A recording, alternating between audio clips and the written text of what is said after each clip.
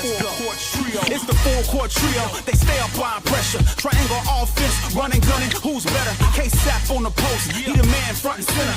Swing it out the Keysha. She the queen, that's the sister. Got the bro Clyde glide through. Now you history. The ball at the top of the key. He on the scene. Getting three the hard way. Moderators getting rid of.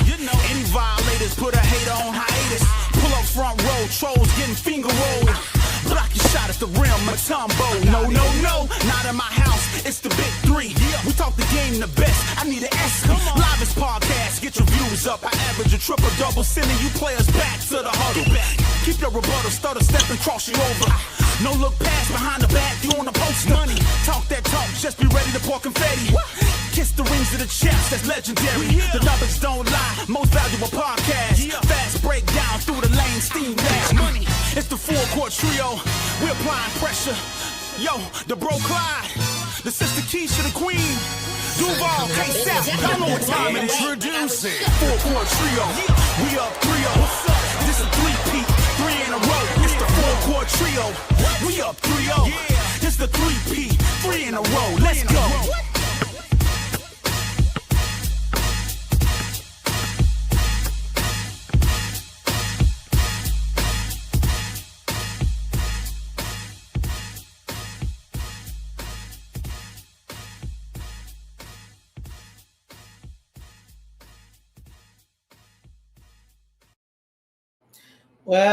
Well, happy Saturday to everyone out there in YouTube land. You are now rocking with the best. You got your girl Keysha from Cut the Ish and Toni from Court Vision with So Pretty Toni.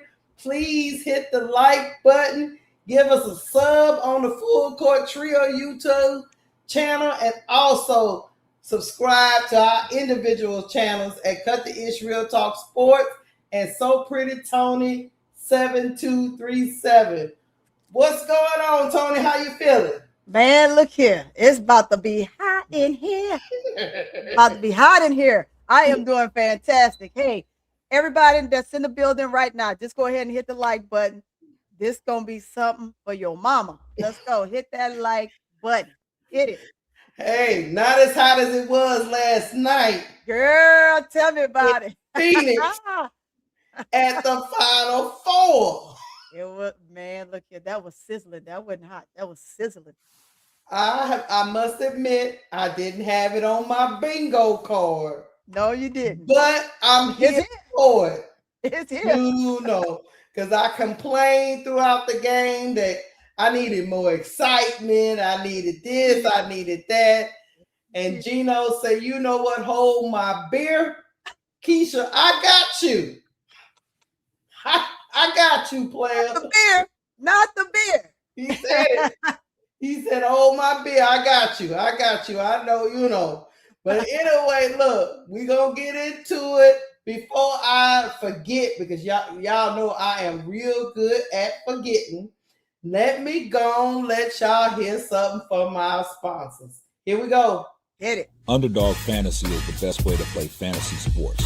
Let me tell you about the simplest way to get in on some WNBA and NBA action. Find your player, pick higher or lower, win you some extra cash. Pick between 2 to 5 players to fill out your pick 'em entry, get every pick right, and win some serious cash.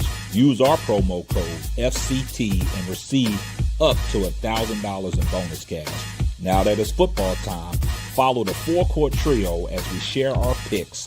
Like I said, pick your player, choose your amount, win money, make picks, win cash.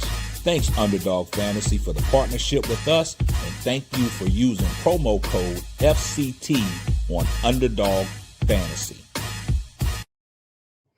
Thank you for that. I want to give a special shout out to our early birds who got the worm. What's up, ADP? What's up, T. Camilla? What's up, Brian Lewis? Hey, we about to get into it. Well, you know what, Toni? Yeah. Last night we was on the Players Club, hanging out, letting Bro Clark get it off his chest. No. Yeah, because we knew he was going to glaze. What's up, Donna C? We knew he was going to glaze and do all that stuff with South Carolina. We expected a very very probably physical game, because we know the brand of basketball that the Gamecocks and the SEC play. Yes. We expected some finesse play too as well from the likes of UConn, because they got a pure shooter in Ames and Fudd. They got Sarah Strong over there. They got a great supporting cast. I even like the freshman Quinonez. I know I probably kill her name. Quinonez, whichever way. So I was all geared up and ready to go. And what I saw was Don's team, right? Always rising to the occasion. Absolutely. But she is an awesome, legendary coach. Love her to death, man. And I saw UConn kind of wilting beneath that pressure, getting frustrated. And as they got frustrated on the court, Toni, their coach got frustrated on the court. That dude lost his mind. He lost that game before the fourth quarter, in my opinion, because he was over there on the sideline with Holly Rowe, crying and boo-hooing and going on, Toni. So I'm going to play the clip from when it first started. In my opinion, he had already sowed doubt into his players' minds during the heat of the battle. Yes, he did. Yes, he did. Because preach, sister, preach. Because he was whining and moaning and complaining and acting like he wasn't 72 years old and been here before. He has been here countless times, multiple years, Toni. Several. And he was up there acting like he was a first-year coach. In my opinion, I'll let you get a little bit off before I play this courtside interview. At courtside debacle with Holly Rowe. What did you think? When I saw that, of course, we all thought that it was going to be a really, really good exchange. But anytime, let me tell y'all something. Anytime Dawn reacts, it's bad, right? Because Dawn just typically don't react to BS. She even came back with such an amazing response for the commentator as she asked her the question thereafter. Like she said, if I did something to Geno, in a sense, like basically almost apologizing to him for his behavior towards her, which I think is kind of, you know what, Dawn, I love you. And Dawn is a person that does things politically correct. And she doesn't want to put herself in there. And being one of the top coaches in NCAA for women, she's always going to take the high road. But at that moment, Keysha, at that moment that you get ready to show us, there was no damn high road coming from that. Hey, it's bump that Michelle Obama stuff. Bump that. I'm gonna bust your nose open, man. Watch yourself, man. Watch yourself. She said, "What? What you say? What?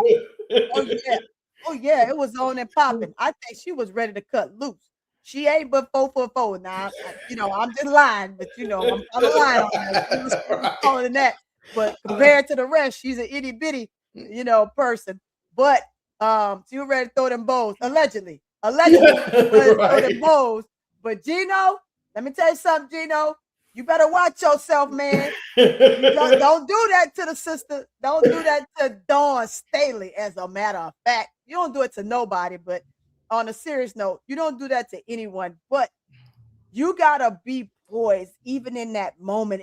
It kind of almost seemed like he hates her guts. But for what? Like, for what? Because you got your head twisted the entire game? Man, that's crazy. The entire game, you got your head split. Stop it. Stop it. Hey, we about to play it. I'm about to play it, chat. I'm about to play. Play it, boo-boo. Play it. Geno, get my lip gloss, When Geno lost the sideline, in my opinion, this is my opinion.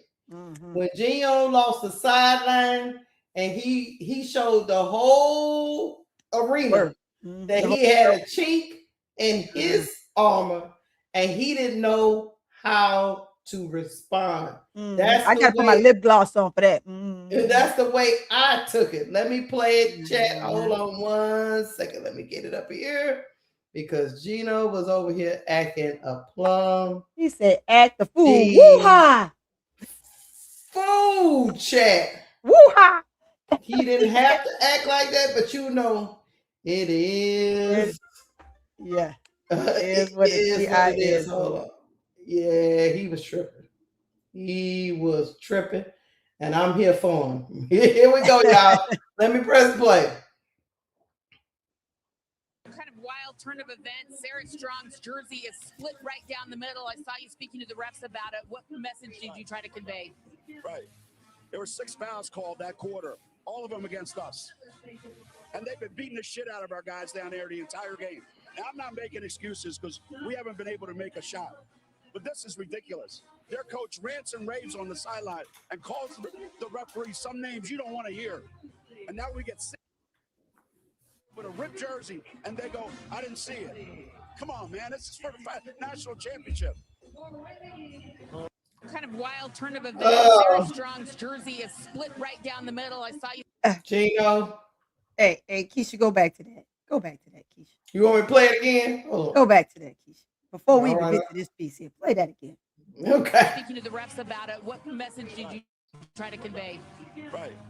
There were 6 fouls called that quarter, all of them against us. Pause. And they've been beating the shit out of our Pause. guys down there the entire Okay. game. Oh, hold I'm not on. making excuses because I'm trying. Hold on. Okay, go ahead. Did I just hear him say there were 6 fouls called and they were all against him, and That's it went what in he's- South Carolina's favor, and so he's pissed about that? Come on, Geno. He Geno. was. Now, I will say this to his Defense. defense. Yep. There That's were the Gamecocks were 18 of 22 from the free throw line, and the UConn 4 of 6. That means they only went there 3 times. 3 times. So You know, I get it. I get But- his frustration. If you plan the game, Keysha, I get it. But if you plan the game and you plan the game to win, i.e., is what UConn should have been doing. I don't know what they were doing. I can't spell what they were doing. Like, let's start there first. Yeah, we can Then start you there. have a leg to stand on if you came to win. And there's no shade thrown at those players, right? Because I really and truly believe that they did their best. It's just their best wasn't good enough, right? They hadn't seen a team that was going to give them a little bit of their own medicine so early in the game before, right? This season. And it's something that we can go back and say, and we talked about it, about teams playing cupcake teams. And then when it's time for them to play a team that's going to give them and apply the pressure in which they need to be able to sustain a true win, a factual win, right? We come to this moment. And it's, do you stand up and you fight? Or how does that work? I'm not saying for 1 second that those young ladies on UConn did not come with the frame of mind of winning. It's just it didn't spell that in their play, in their style of play. They got erratic. They were lost. They couldn't get their sets through. They couldn't get open. There's 1,000,001 ways to get open, Keysha. 1,000,001 ways to get open as a guard. And this game was a guard win game. There was no extremity when it came to post play. This was won by the guards, period. Yeah. What say you on that? I would say, look, I would say that in my opinion, while we was watching the game, I can tell that South Carolina was the aggressor from tip. And also, the Huskies were not, it looked like the Huskies were not going to push the issue like the Gamecocks were pushing it. But once you see, and we say this about coaches all the time, once you see how the game is being called, then you have to adjust accordingly. They were allowing physical play to occur on both ends of the floor. You as a coach have to adjust. You can't just sit there and wait for the refs to bail you out. Right. I know there's a big disparity in the free throws, but again, UConn was never the aggressor. They never pressured the guards of South Carolina to make decisions, driving on them on the lane and force the ref to call the foul. They just kind of played within their system, and to their credit, their system had worked all season long. So they just continued doing what had brought them success all year long. It's just that in this game, that was not going to work. South Carolina was on the attack all game. They were sure of themselves. They were confident.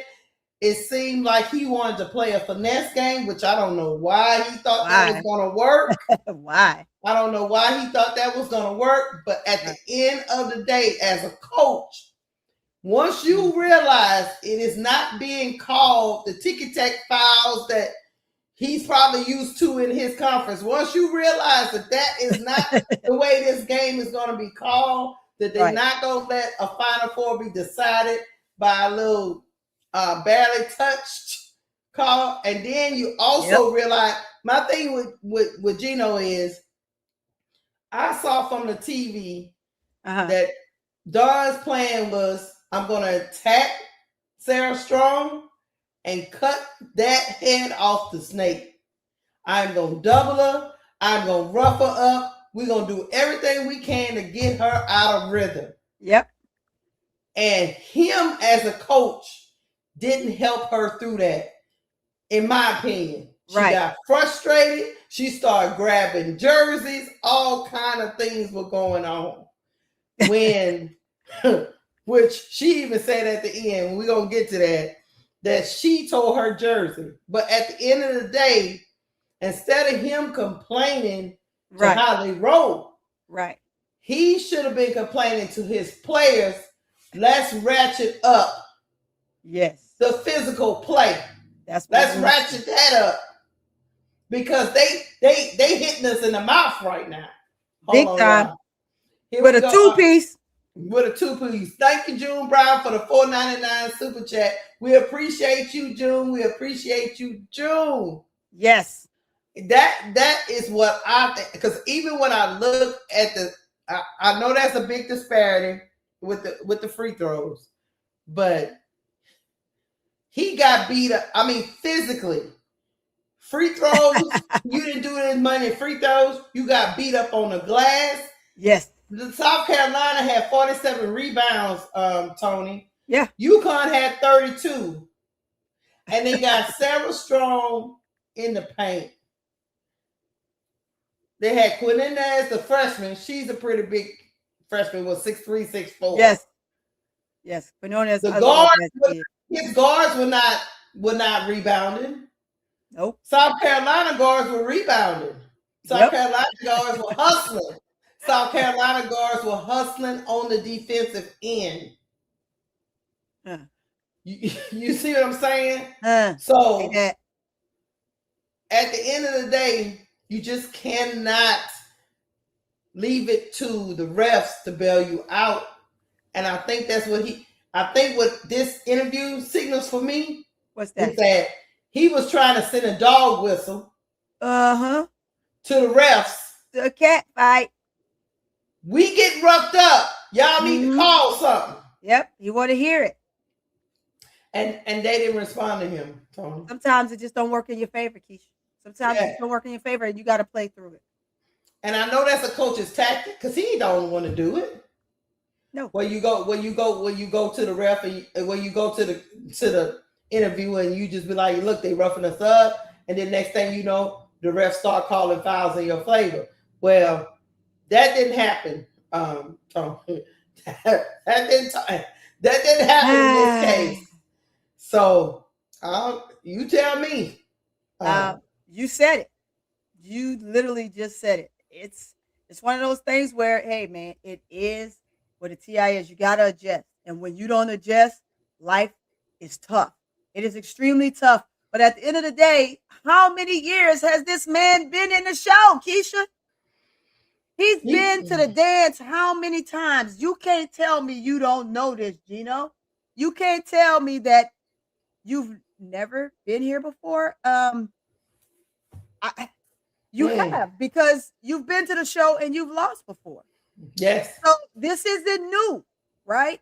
You figure it out. You're supposed to be the more experienced coach here. And you let little old Don, little old 2 foot tall Don, not 2 foot, smack you in the mouth. I mean, she didn't just give you a little 2-piece. You know, the oversized injectional grown fed food, you know, where they big pieces of chicken instead of the normal size piece of chicken. That's what she gave him, 1-2 punch. Right. I'm just saying this, Geno. There's no way in God's creation you should have done something like this. You took Dawn and you didn't even give her a 2-piece last year. You didn't give her an opportunity to put the piece of chicken in her mouth. Dawn couldn't breathe. Her mouth was still stuck She open got from last year when she got busted up by 40+ points. You complaining, bro? You got to be kidding me. Go ahead. Hold on. I also would say this. Sarah Strong played 40 minutes, Tony. 40 minutes. It ain't. Sarah Williams played 14 minutes.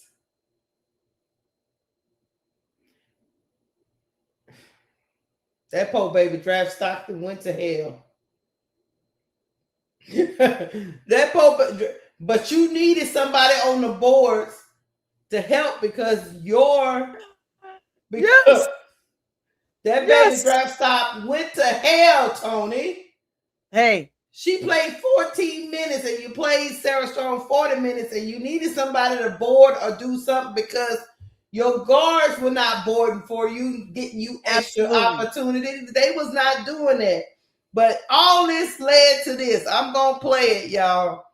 Geno out here, and I said it last night, Geno out here going outside and pathetic. Beyond pathetic. Beyond pathetic. Here we go.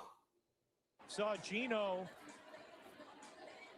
with some words for Dawn, and obviously it escalated from there. And Holly is with Dawn Staley right now. Saw Geno with some words for Dawn, and obviously it. Is he scolding Dawn after he got whooped? Yep. After he got whooped. Like, you say something smart alecky to her and try to walk off, and Dawn's like, I'm not having it. You see that? Dawn said, I'm not having it. What you talking about, man? Bring it. She said, like, what's his name would say, bring that ass here, boy. What are you talking about? What are you talking about? He said, bring that ass here, boy. She was on him, ready to give him a lashing of a lifetime, but he tried to walk away. You see his coach, right? She must have known, Keysha, I think she knew something was about to happen because she followed him so goddamn on fast and snagged him by the time he got to the second coach.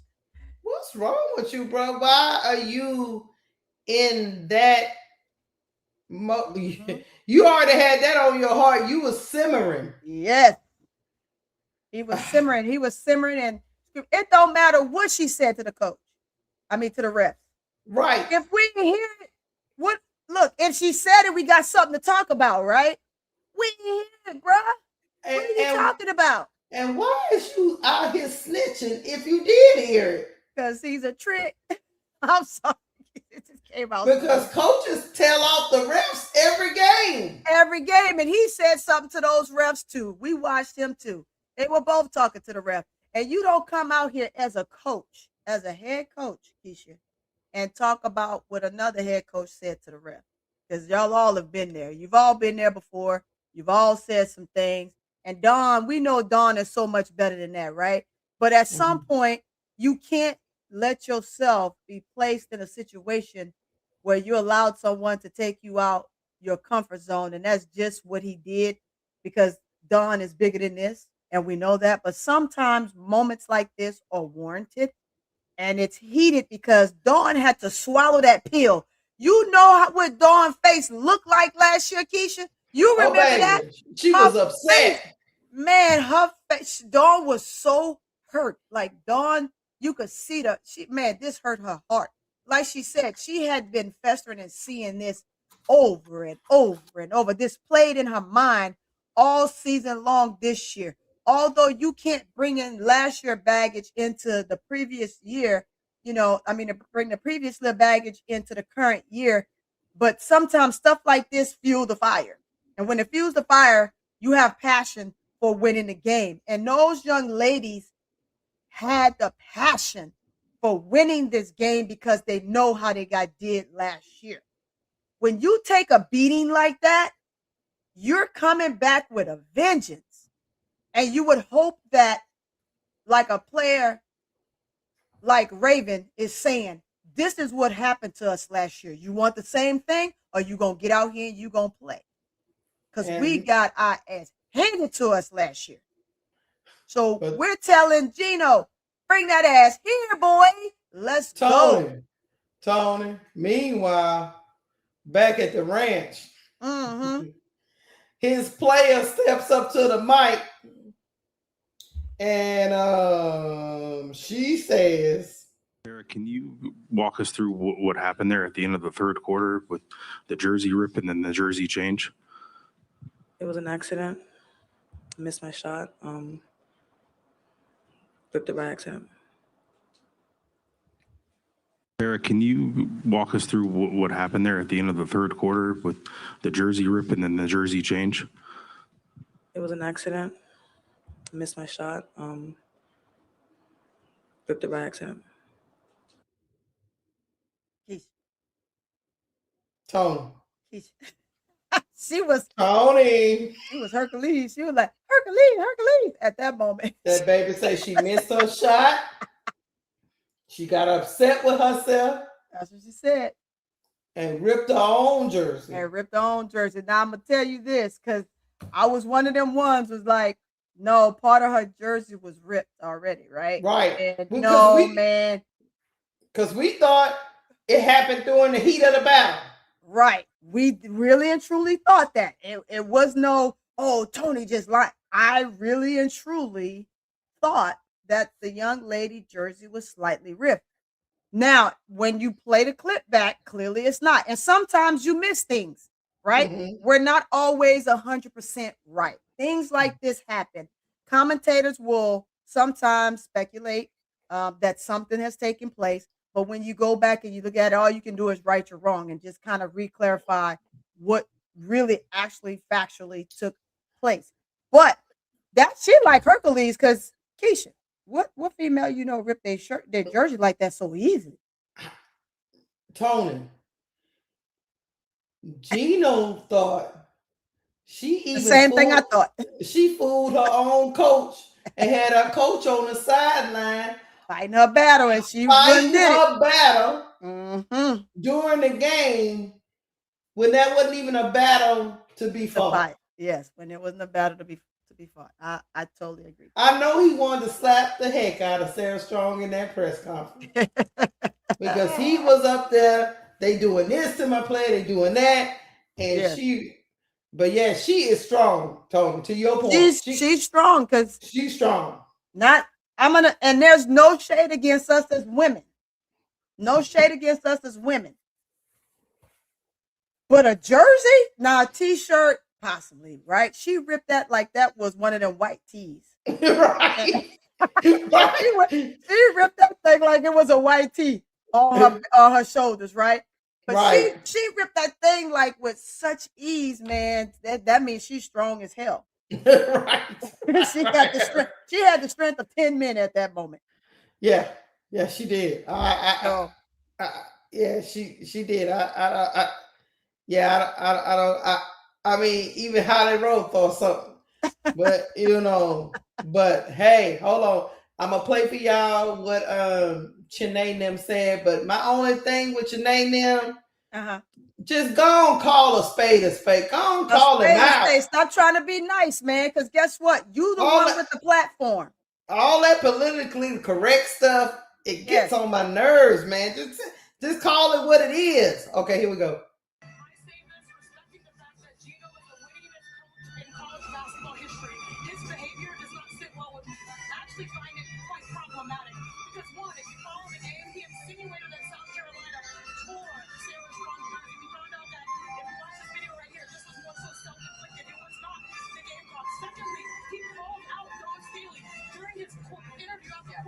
To me, I've never really seen a coach, especially with this magnitude of this stage, and there's Sarah Strong putting on the jersey. I've never seen a coach call another coach when the other coach can't hear them.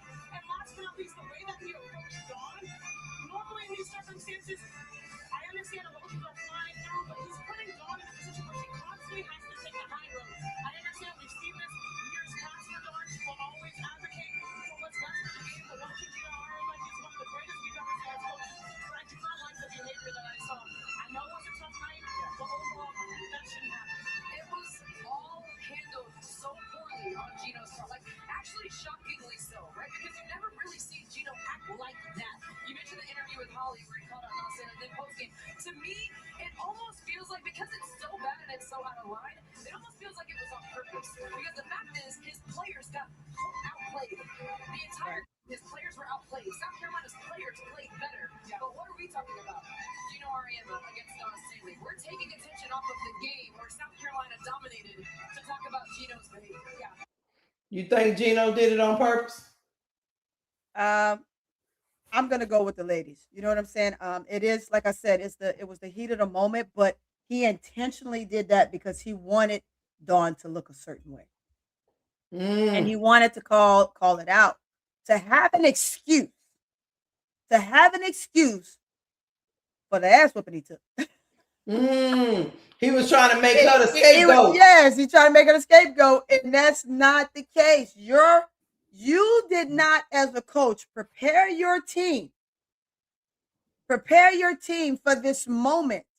This is a moment that you needed to have your team prepared for, and it was not, because you thought that that you would be able to walk in here. I'm sorry, y'all, my laptop's about to die.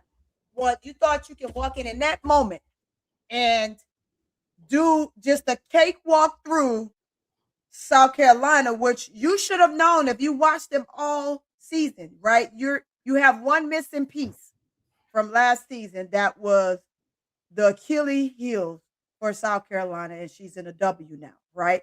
So show us what you have without her.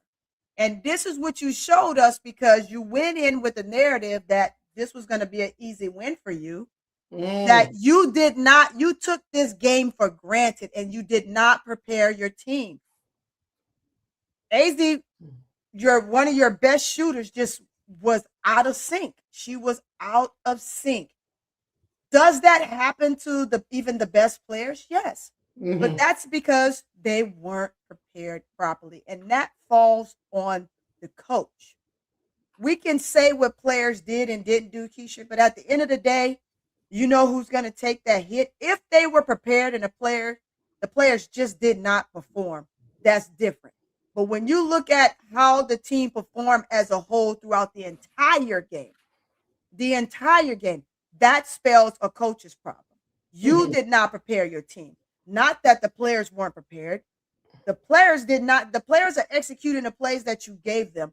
But where is it in the scouting report that shows what adjustments you made? Even coming into the second half of the game, what is it that you did to adjust from quarters 1 and 2? You didn't adjust very much. You didn't read the room or the court, should we say. You didn't read the court and made the right proper adjustment. So that is 100% on Geno. He has to do better. He's a legend. He's been here a million times before. He's seen a multitude of players. He should be able to execute on any player that he sees moving forward at any point. This here spells a coach's problem, not a player's problem. I want to highlight a player throughout this game before we get back to the coaches.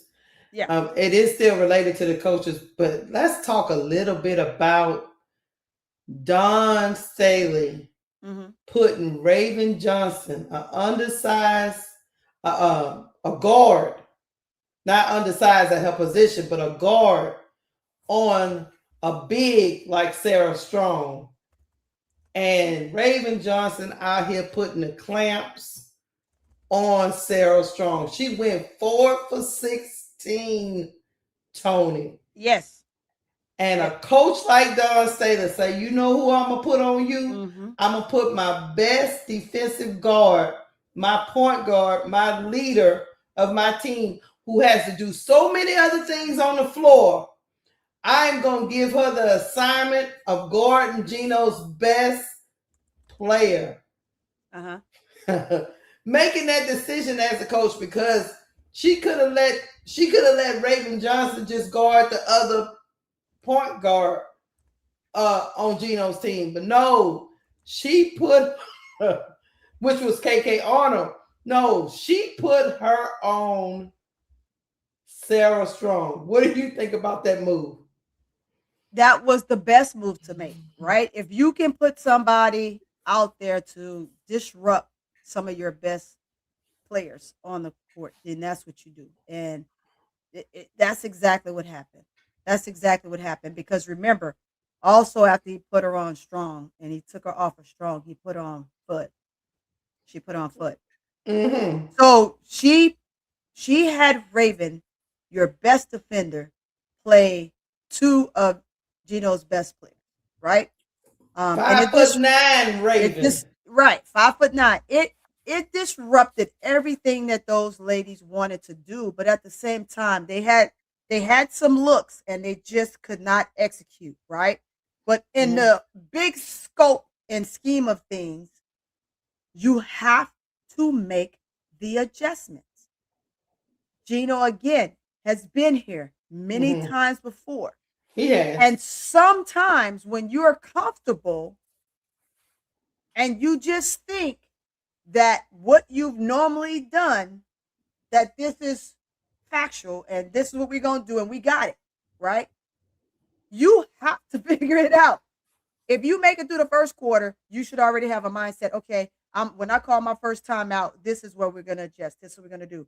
Strong, you've got to get open. This is what you need to do. This, and this.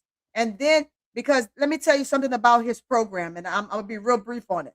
Go ahead. With his program, those players, they are well-oiled machines, and they adjust and do exactly what it is that he is asking them to do. They are executioners of what he wants them to do. So that means they are play runners.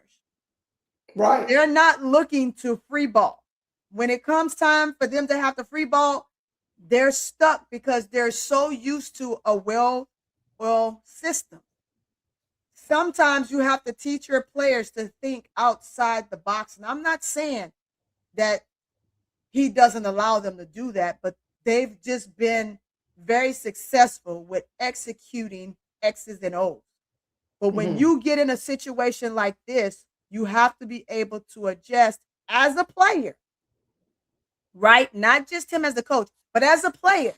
You have to recognize and you have to adjust. Sometimes coaches are in the heat of the game and they will listen to their best player and say, hey, coach, well, they're doing this, this, and this.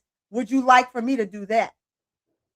Because I think if I do this, this is going to throw them off a little bit and we can do that. That's a conversation between the best player on your team and making the adjustment in game speed, right? So there's things that we can see because we're on the outside looking in, right? At the same time, when they're in game speed, there's sometimes coaches can't read every single thing. Yes, they're there, but there's things that I want people to understand. They can't see a lot of what we can see when there's millions of faults going on. So that should be your assistant coaches on the bench to help you recognize those things that you miss as a head coach. But also, as the best player on the team, your voice should be louder than anyone's. And you have to also make the adjustment. So it's a twofold when it comes to that. But at the same time, if your best player is used to just running within a system as you've always taught them to do,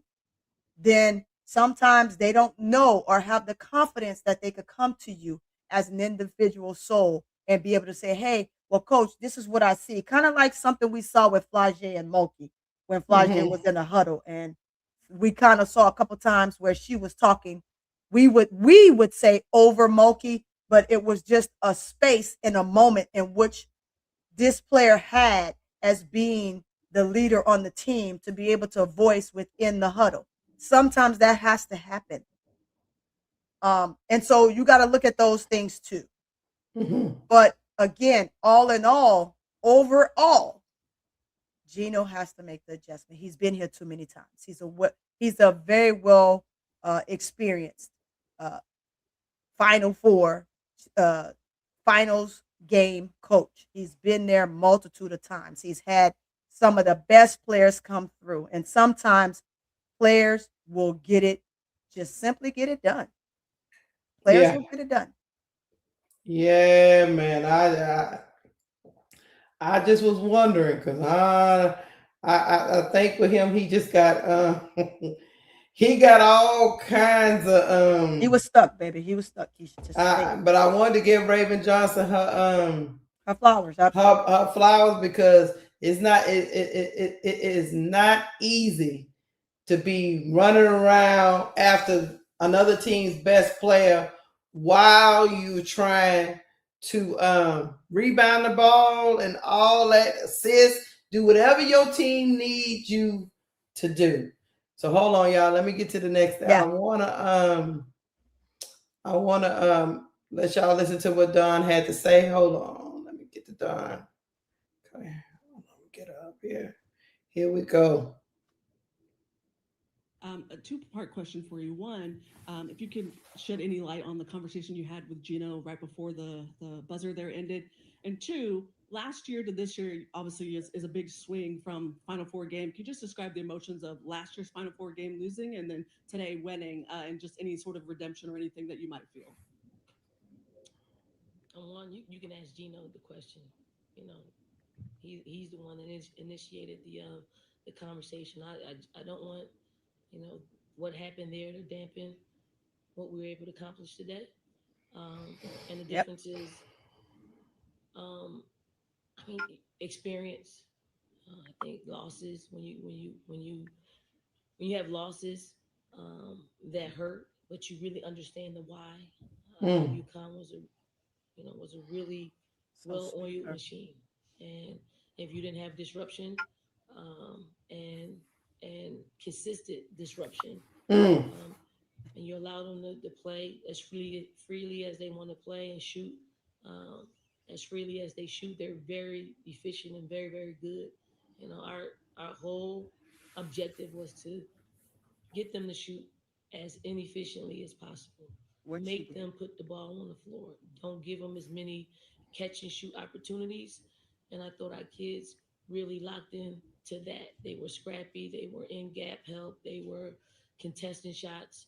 UConn got back in the game and they were unbothered, right, by it. They knew what they had to do. And I'm just proud because quite honestly, to play them the first time we played them last year, which was in February, I think, or January, and then come back and play them in the national championship game. I didn't know how we could come up with 25 points because they beat us like by 25 points the first time. And then, when you have an uphill battle and how you're going to accumulate some points. We just didn't have enough offensive firepower in the national championship game or the first time we played them in the regular season. This time, I thought we had enough firepower from an offensive standpoint. And then just from a defensive standpoint, this team has gotten better defensively in belief and utilizing their God-given abilities to lock in. I thought it was a performance that makes you super proud when they're able to execute. Like you can see it as a coach, but sometimes the players don't see it. What they did was just they filled in all the gaps that were created out there, and just super proud of them. I think it was a spot on analysis of what happened. Happened in that game. Yeah, and she talks about being a coach and having a plan, and sometimes your players don't understand the plan, and it's up to you as a coach to recognize, hey, maybe they're not understanding what we laid out for them, and make some adjustments. Make it easier. Sometimes you got to go back to the drawing board and say, let me make this a little bit more easier for you so you can understand what I want. But she also talked about Geno beating the hell out of him last year and earlier in the regular season. So, hey, man. And meanwhile, Paige Beckers, Toni, Paige was in the stands. She was in the building.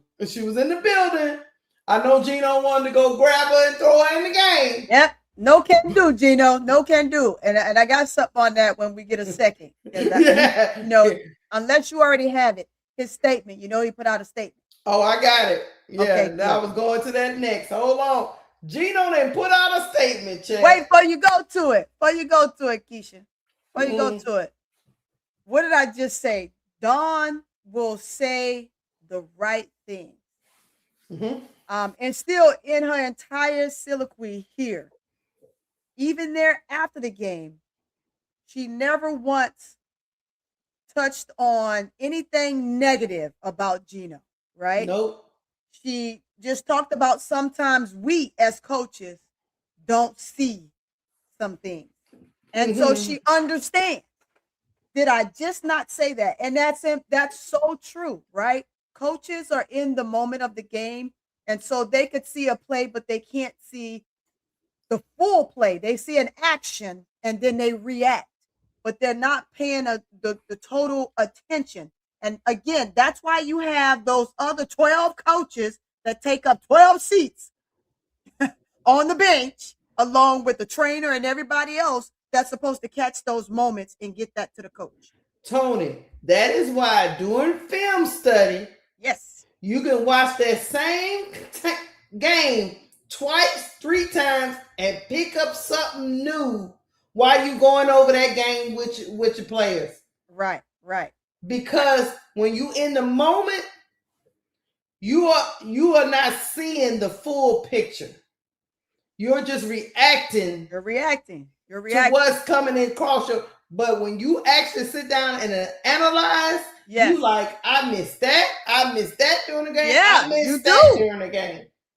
Look, Keysha, we're coaches. We've been there before, right? We've seen it in coaching some of these elite players that are in the W right now and play overseas and have had luxurious careers and have moved on even thereafter, right?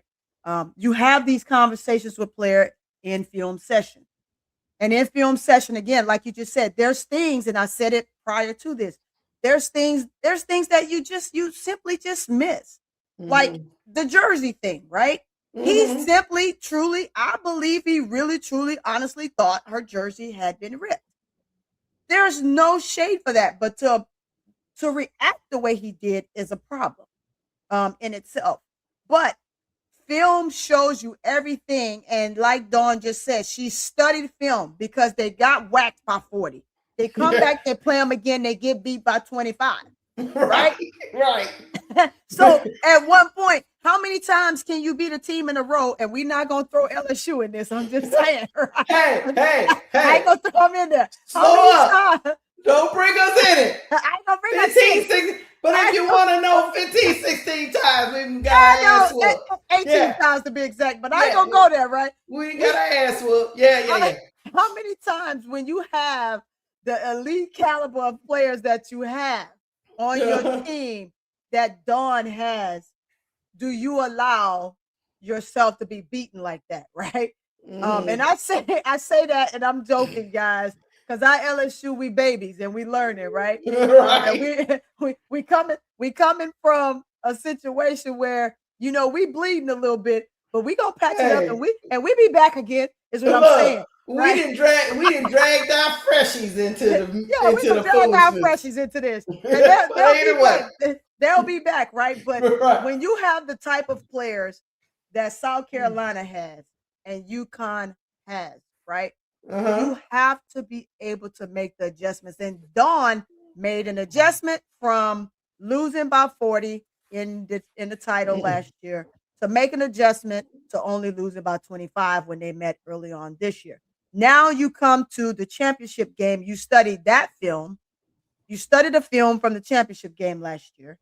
And then you take away the best shooters, i.e., it's something that I would have done. And what did she do? She studied film and she broke it down well. And she said, at the end of the day, you're not going to be able to stop them from scoring, but if you can slow them down, if you can disrupt what they have going on, and that's exactly what she did. When you disrupt those two ladies, other teammates on a team, I mean on UConn, has to figure out a way to step up in that capacity. Sometimes you get exposed, and we use the term that Fudd got exposed last night, but she just got discombobulated. She was disrupted. So was Strong early on, and from there, when they realized we disrupt Strong so much that she can't buy a shot, let's now move Raven over to AZ, right? Because AZ, at some point, she started getting to the middies, and she was able to have a clear shot at it. No, she didn't knock them down, but she had some free range. So now let's take away her free range, because if she's getting there, the moment she starts knocking them down, that's over. It's over for us. That's in Dawn's mind. That's in Raven's mind. That's in the Freshie's mind that they had on her, right? So you gotta make the adjustments, and that's what she did. And I commend her and all of South Carolina players for making the adjustment that they needed to make to afford them to win, because you just took 2 L's in a row to Geno. Now Geno just have to figure it out at that point. And he can't be figuring it out by acting a fool on the sideline. Yeah. But we gonna get to Geno's out here in these streets. He didn't issue the statement, y'all. I want to put it up there. It's kind of small, but I'm gonna read it for y'all. Gonna put a big one up there.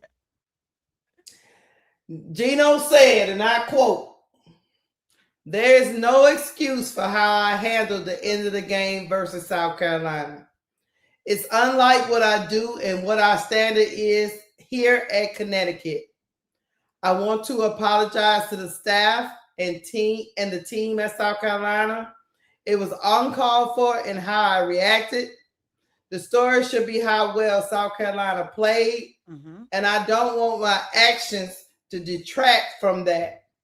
I've had a great relationship with their staff, and I sincerely want to apologize to them." Hey, I get it, but my thing is, I want to apologize to Dawn. Hold on. I love your lovely words, Geno. But where's your apology to Coach Dawn Staley for inciting that riot? All right. Because, in my opinion, Geno, if she would have reacted, she could have reacted the wrong way. Yes. And which would have spelled worse for her. But yeah. Yeah. But if she'd have hauled off and slapped your ass, you knew what you was doing. And I love the way you carefully put this statement together. And you keep saying staff. And you keep saying staff. So that tells me, Toni, UConn's athletic director told him to apologize. That's what they told him to do. They told him to apologize. They told him they're going to help him put together a statement. But he doubled down that he not apologizing to Dawn. Because he ain't do nothing to her wrong. But this spells the PR of UConn chat. This spells that the university said, look, this looks really bad on us. You need to apologize to South Carolina, especially to the girls who won the game. You need to apologize. It seemed like it's a forced confession because of all the stuff that went on last night. But as a coach, and coach's courtesy and all that stuff, having reverence to the profession, he should have called Dawn Staley's name. He should have called her by name and apologize to her. That is my opinion, but he not, like they say in the therapy world, he not ready. He not ready for that. No, he is not ready, baby. And I'm just gonna say this. He said to South Carolina and staff, "I'm sorry, he didn't." You will apologize to the staff as well because you just disrupt the whole idea of the something so great in which they accomplished, right? Yeah, You yeah, of made it course. about and you made it about you. But more so, it should be that as well as an individual apology to Dawn herself. That is just me.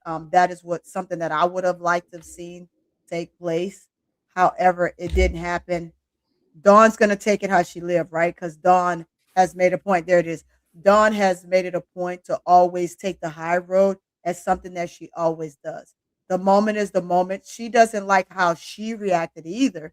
But as you can understand, she did not elaborate in any way other than with kindness for Geno. And again, she respects him. She has always, as long as I have known Dawn in her early years when she first started coaching, is when I came across Dawn, right? Uh, Dawn has always spoke highly of the coaches before her. She has never put herself in a situation or a moment in time where she has ever degraded, depleted, or just downright handle any other coach on any other team, whether it was a team she's beat 100 times over or not. I mean, just look at her response to again our Tigers and their fans of what they call her. She made a meme out of it. She made a shirt, right? Mhm. That is just who Dawn is, and she's not ever going to put herself in a situation where she will take the I'm on the same type of time you on attitude. She's always going to take the high road, and I love that about her. Yeah, it is. But I wish she would just, whatever. Sometimes you want them, Keisha. You want them to just go with the flow, but We ain't got time. you can't. Don, She's a tell woman. them to tell them to stop hating on you. She's a woman, Keisha. You, She's the African American woman. I know. I So know. We can't we, do all we, the we stuff that cannot other. forget those two major things right there. I Right? get it. Mm-hmm. We cannot forget it. It's a problem when we do it. It's Mm-hmm. okay for them to do it, but it's a problem when we do it.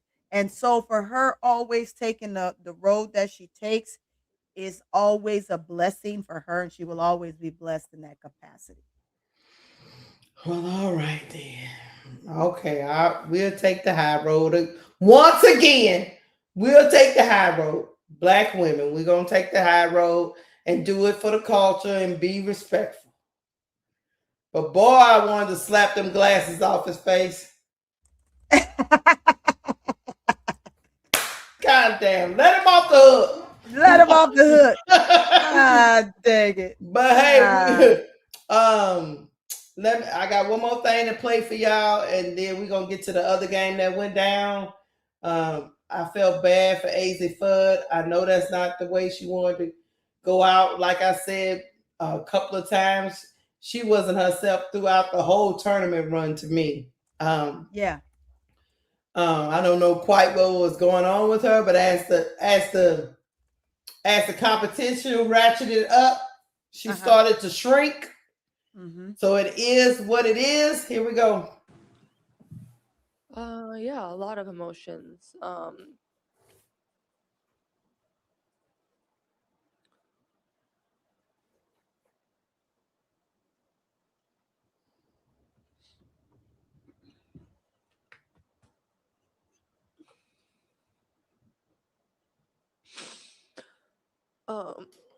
I mean, obviously, this isn't how I wanted my career at UConn to end, but these 5 years, I have so much to be grateful for.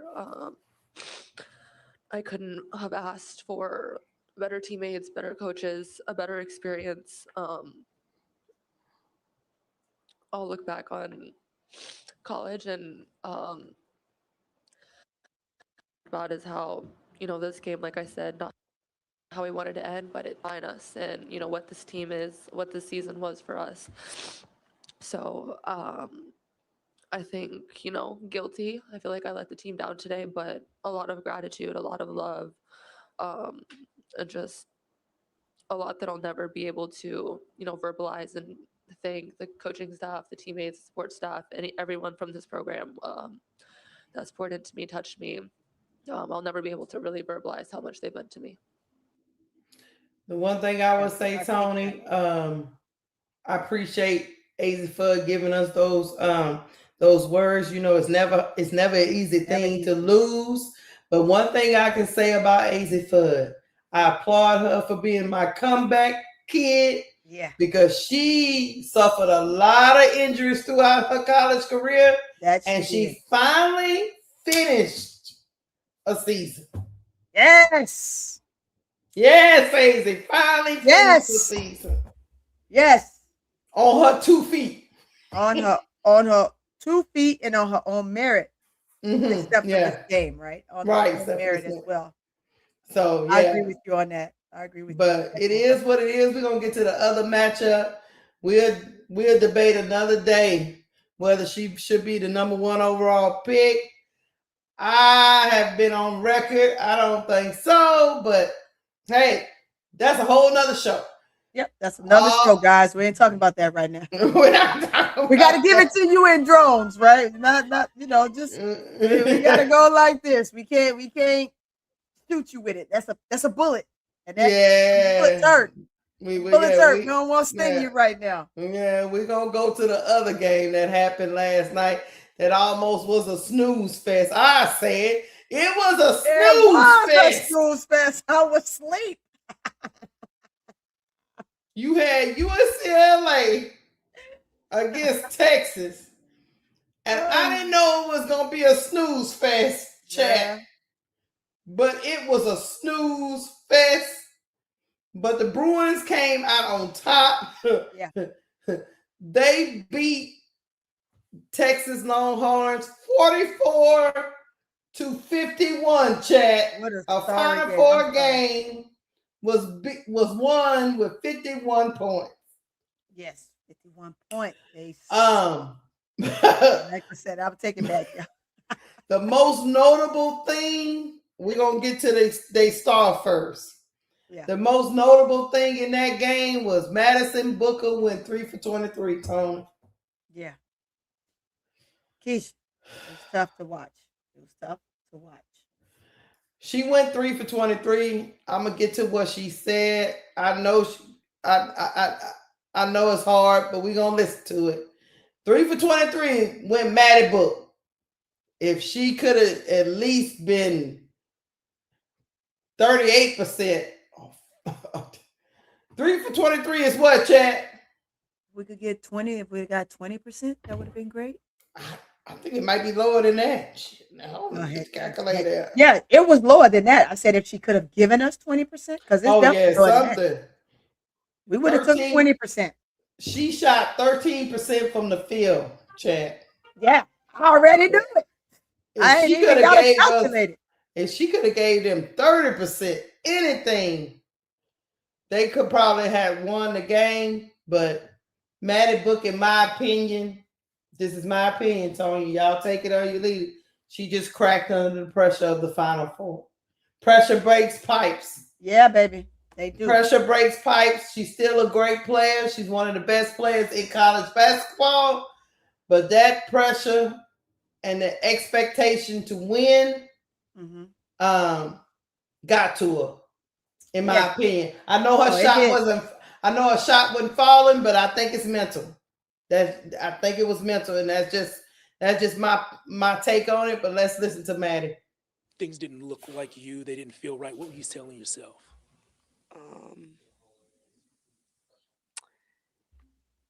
I feel like this is one of just them tests that, just God's put me through. Just gotta take it as a test and a lesson, and just thank God for the opportunities that gave me this season. And I think just in that moment, it was just, God, whatever you're doing right now, I just know it's gonna be better than I imagined. So I think just trusting in His plan and His process, and honestly just moving on with it. things didn't look like you. They didn't feel. She made it through that statement. She just, one of the things she says in that statement, Tony, is whatever the test God putting her through, she know it's gonna come out. It's gonna come out for her good on the other side. It just don't feel good right now. Good right now, right? So, what did you think about Madison Booker's performance in this game, in this Final Four? Her performance in this game was just like taking the game prior to, which was the UConn game, right? When the game is big, sometimes I think for her, she wanted it so much that the overcompensation of wanting to put the ball up and not being your calm, poised self will put you in this situation. And sometimes, again, and I talked about this before and not on this platform, so I want to reiterate that. Sometimes when that monkey jumps on your back, right? You jump on your back and you want so much to be so great in that moment. You want this moment to reflect what you've done all season long, right? This was the year, and I said this all year, and it truly was, if you could have got her to be the Booker that we know she is, right? This was Texas' year. This was the year. This was Texas' moment. This was Texas' opportunity to get to the finals. They had an easy path to the finals, even in playing UCLA. I'm going to say it again. Anybody can have whatever field they want when it came to this particular game. But if Texas would have played Texas' best basketball, UCLA would be sitting in this position right here, trying to figure out what happened. I don't know where we faltered. I don't know what we look like, right? Because watching Texas all year, this again was their year, and I said it from the very beginning. Sometimes it's bigger than you, and this was her statement. I agree with that, right? Because sometimes when you want it so bad, and God said, not your time. Right. I said, it's not it. This isn't it. It's coming. This isn't it. Right? It doesn't mean that you failed your team. It's just that in this moment, it wasn't your time. And with her faith that she has, I'm gonna go with her in her faith, right? It just wasn't her time. It wasn't her moment. When they needed her most, God said, not right now. Not right now. And I'm a firm believer in that. I'm very spiritual. The aspect of that monkey jumping on your back and you just don't know how to get him off, right? He's holding you down at every turn you make, every shot you take, every ounce of where you feel you can maneuver, how you can adjust, what can you do defensively, what stops can you make, what buckets that you can give, who can you best pass the ball to, because there was some bad passes in that, right? It just, you could see that it was, she wanted so bad and she tried so hard that no matter what happened, she says, I'm not going to fail my team. I'm going to keep putting it up. I'm going to keep shooting. I'm going to keep making that stance. It's one of those things when the monkey gets on your back and you don't know how to shake him. It is what it is. And for her, she has another year. Will they have this moment back next year? Keysha, I don't think so. This year was Texas' year. Next year will not be it. I'm going to tell you that now.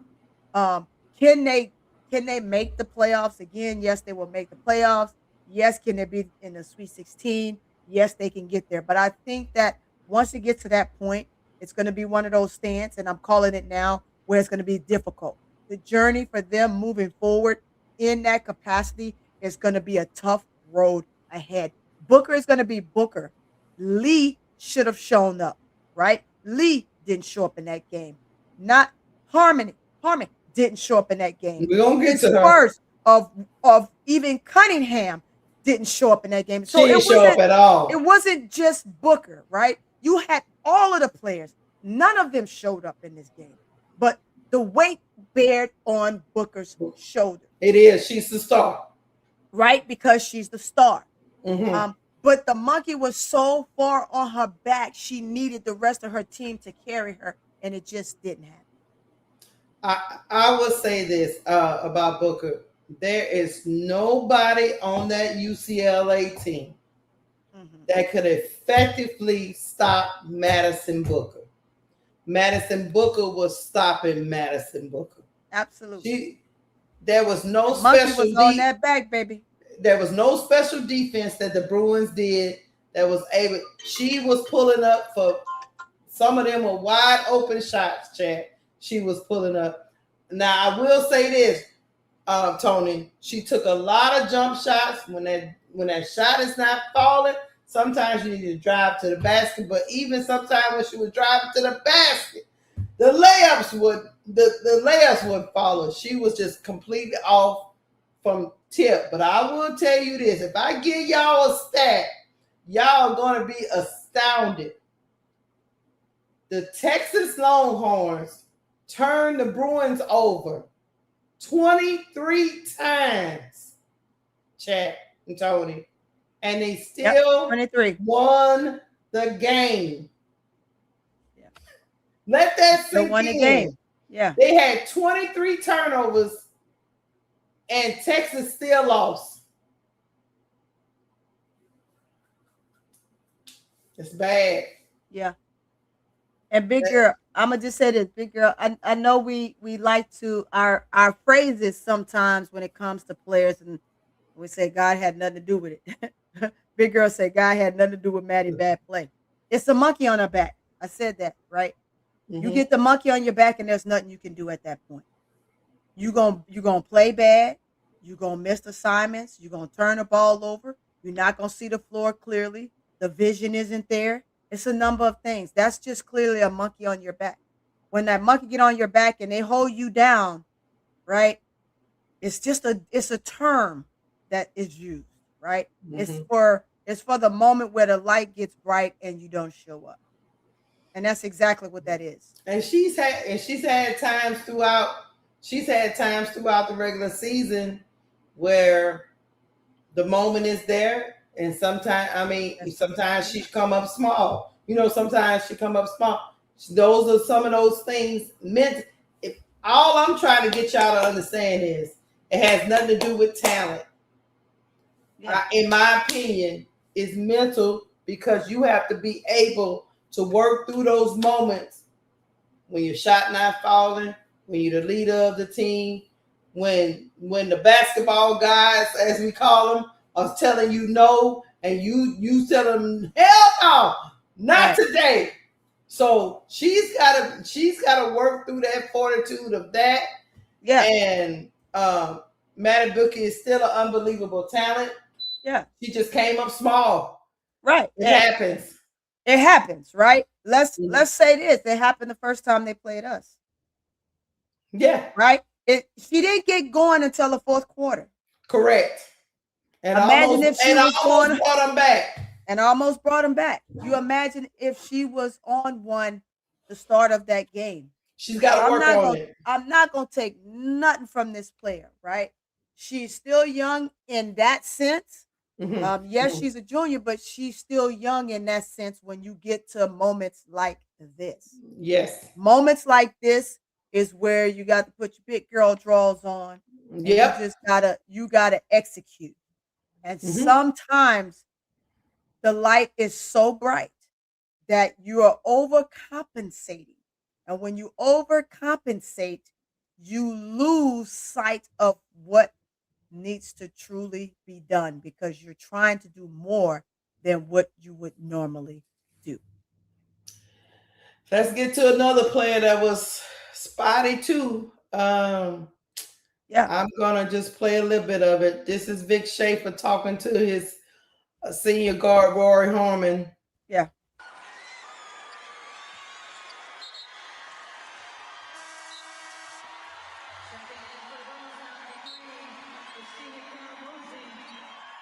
You could see the emotion starting to well up for Rory Harmon in this moment with her head coach. an iconic player in this program's history.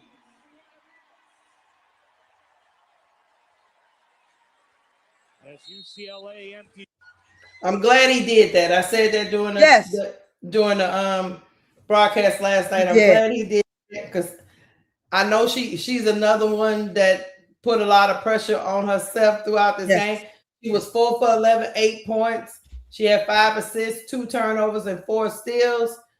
But it just wasn't enough. I mean, you had your starters for the Texas Longhorn had 7 points, 6 points, 7 points, and 8 points.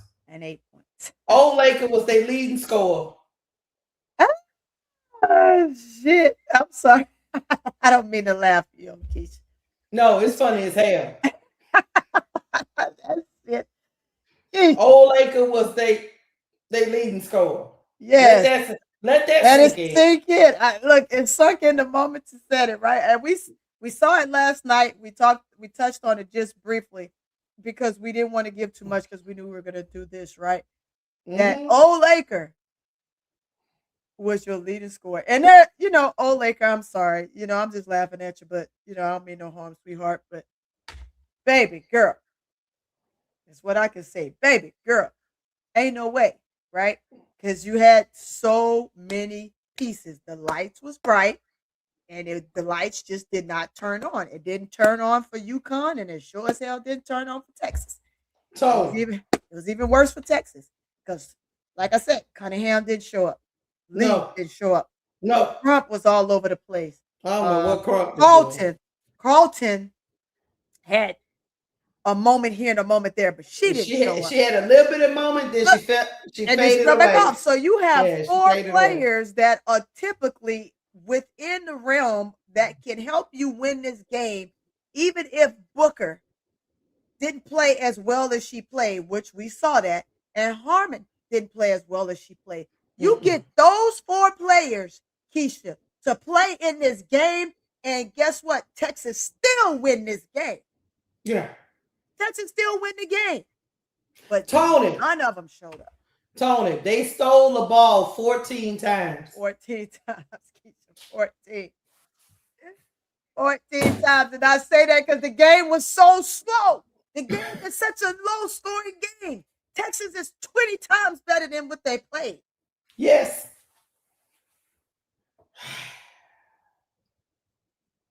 Go figure. Go figure. Well, down with the Longhorns. And the Bruins, let me give them a little bit of love.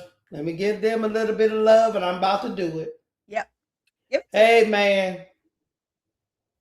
Lauren Betts. She showed up. At the end of that game, to add insult to injury, when Booker called herself trying to drive, Lauren Betts popped that ball out of her hand and told her to get the hell out this paint. Get out of here. Get out of here is what she said. Because you remember they was like within 3. And Booker come up the lane, driving.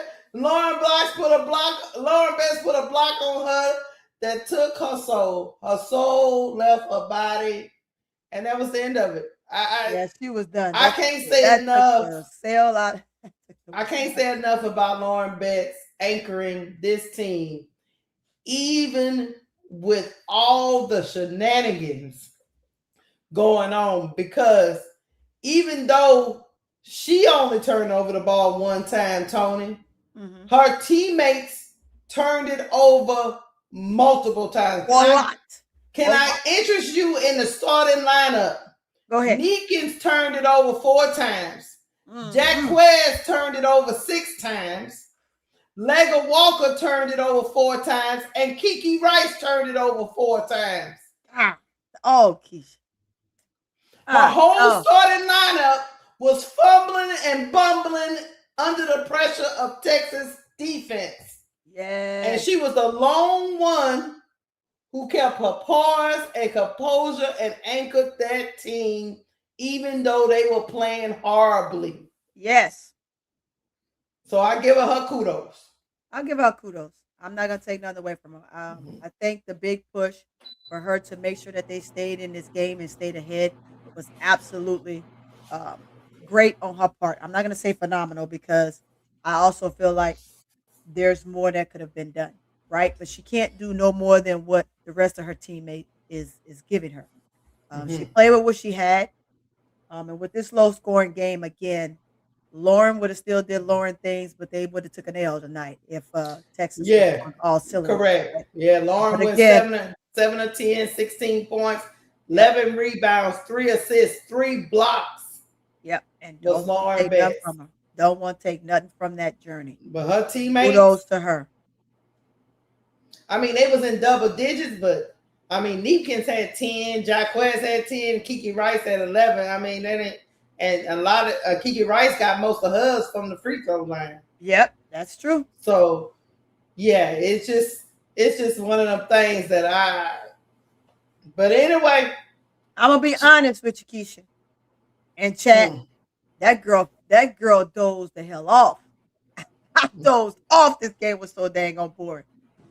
It was boring. I dozed off. It was boring. And you was right when you say, "Oh, here come Toni, come lately." She was napping and just popped up. I sure the hell did. You called it. It was the truth. But look, hey Toni. I knew you was over there taking a baby nap. I knew what you was doing. Because that game was not entertaining. I don't care what nobody say. I'll tell them the truth. It was not entertaining. It was like snooze fest. It was snooze fest. And woke up like I did and still been able to call that game. So I got a question. I'm gonna drop a poll, Chad. I got a question, Toni. Drop that poll. I'm about to drop that poll.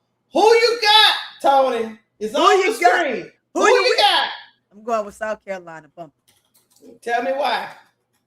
I just feel that they have more in the tank again when it comes to guard play. This game 2 will be a battle between the guards. If we had to use the post, if Edwards don't show up, Edwards cannot get by with the style of play she played last night. I think that she has more to give in that paint. She does. But guard play was phenomenal by South Carolina against UConn. And I think if they can continue on with the guard style of play that they had and let the guards dominate the game, it's going to come easy for the post. They just cannot let Lauren go off. If they let Lauren go off for 20, I don't know what else to tell them. I am going to go with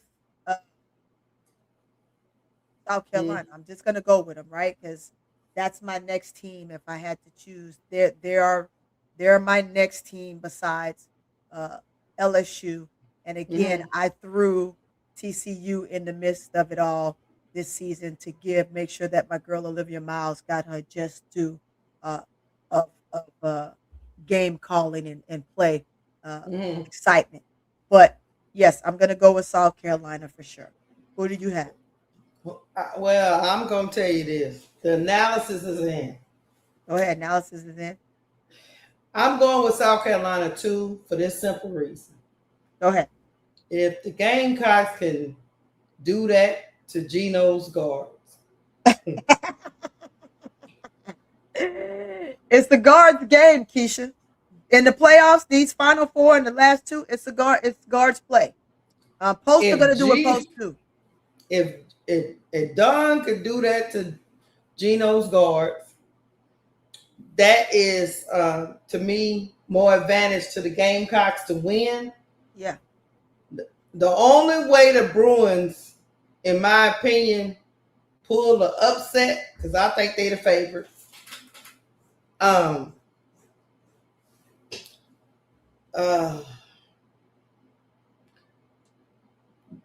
Lauren Best gotta go off. Like she gonna have to go off. I just said that. Yes. She gotta go off like Angel Reese off. Like a killer. Like 23 and 15 or 25 and 15 or you know 3-4 blocks. She gotta go off. She gotta set it off, Keisha. Gotta set it up. Now, I ain't gonna say they don't have no chance, but I'm gonna tell you,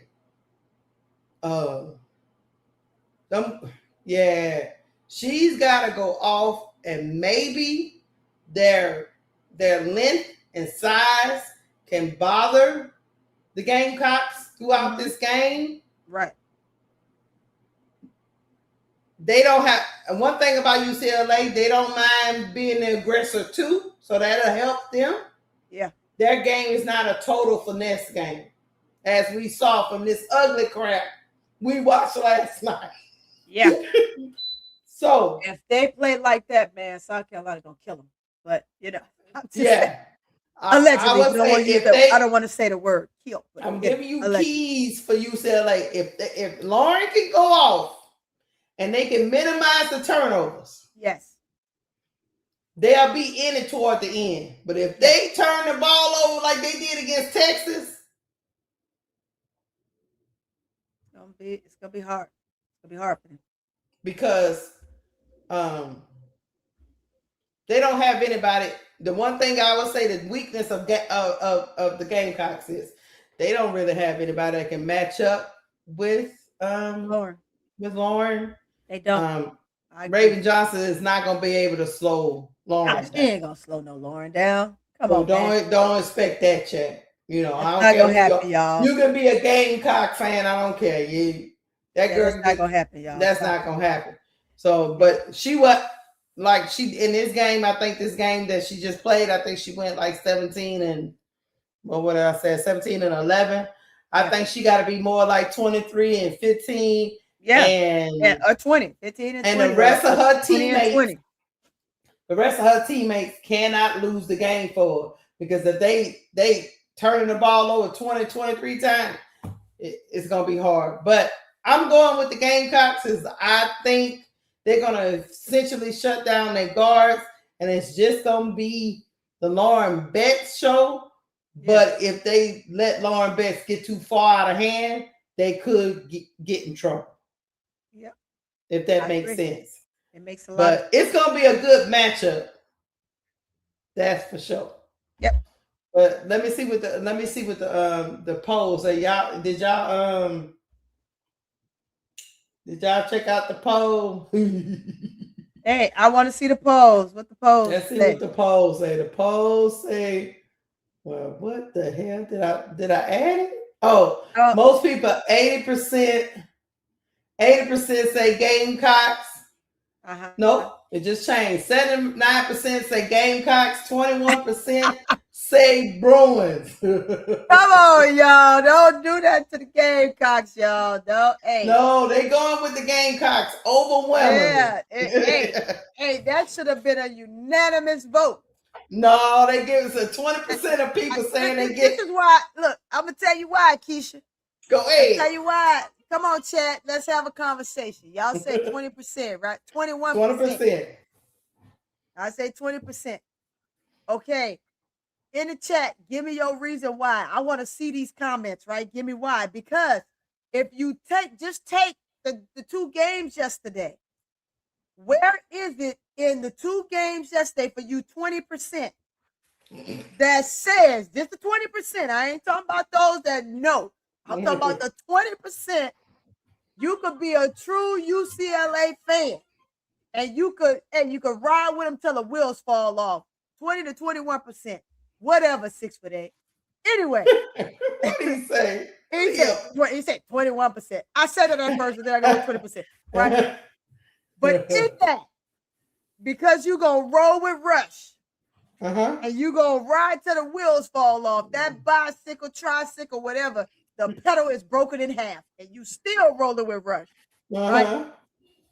Tell me, in the 2 games you saw, when it comes to guard play, why you chose UCLA. If they had to play right now with the same frame of mind and the same mindset of yesterday, why would you think that UCLA would win? Probably because I gave them some of the keys that UCLA could win, Tony. How about that?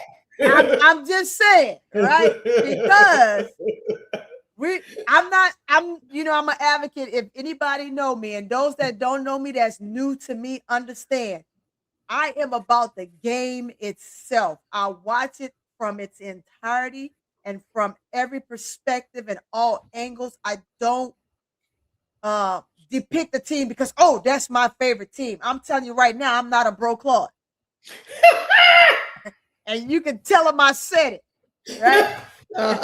Because he gonna come, he gonna ask me about it. I am not that type of glazer. I'm about the game. I'm about what I see.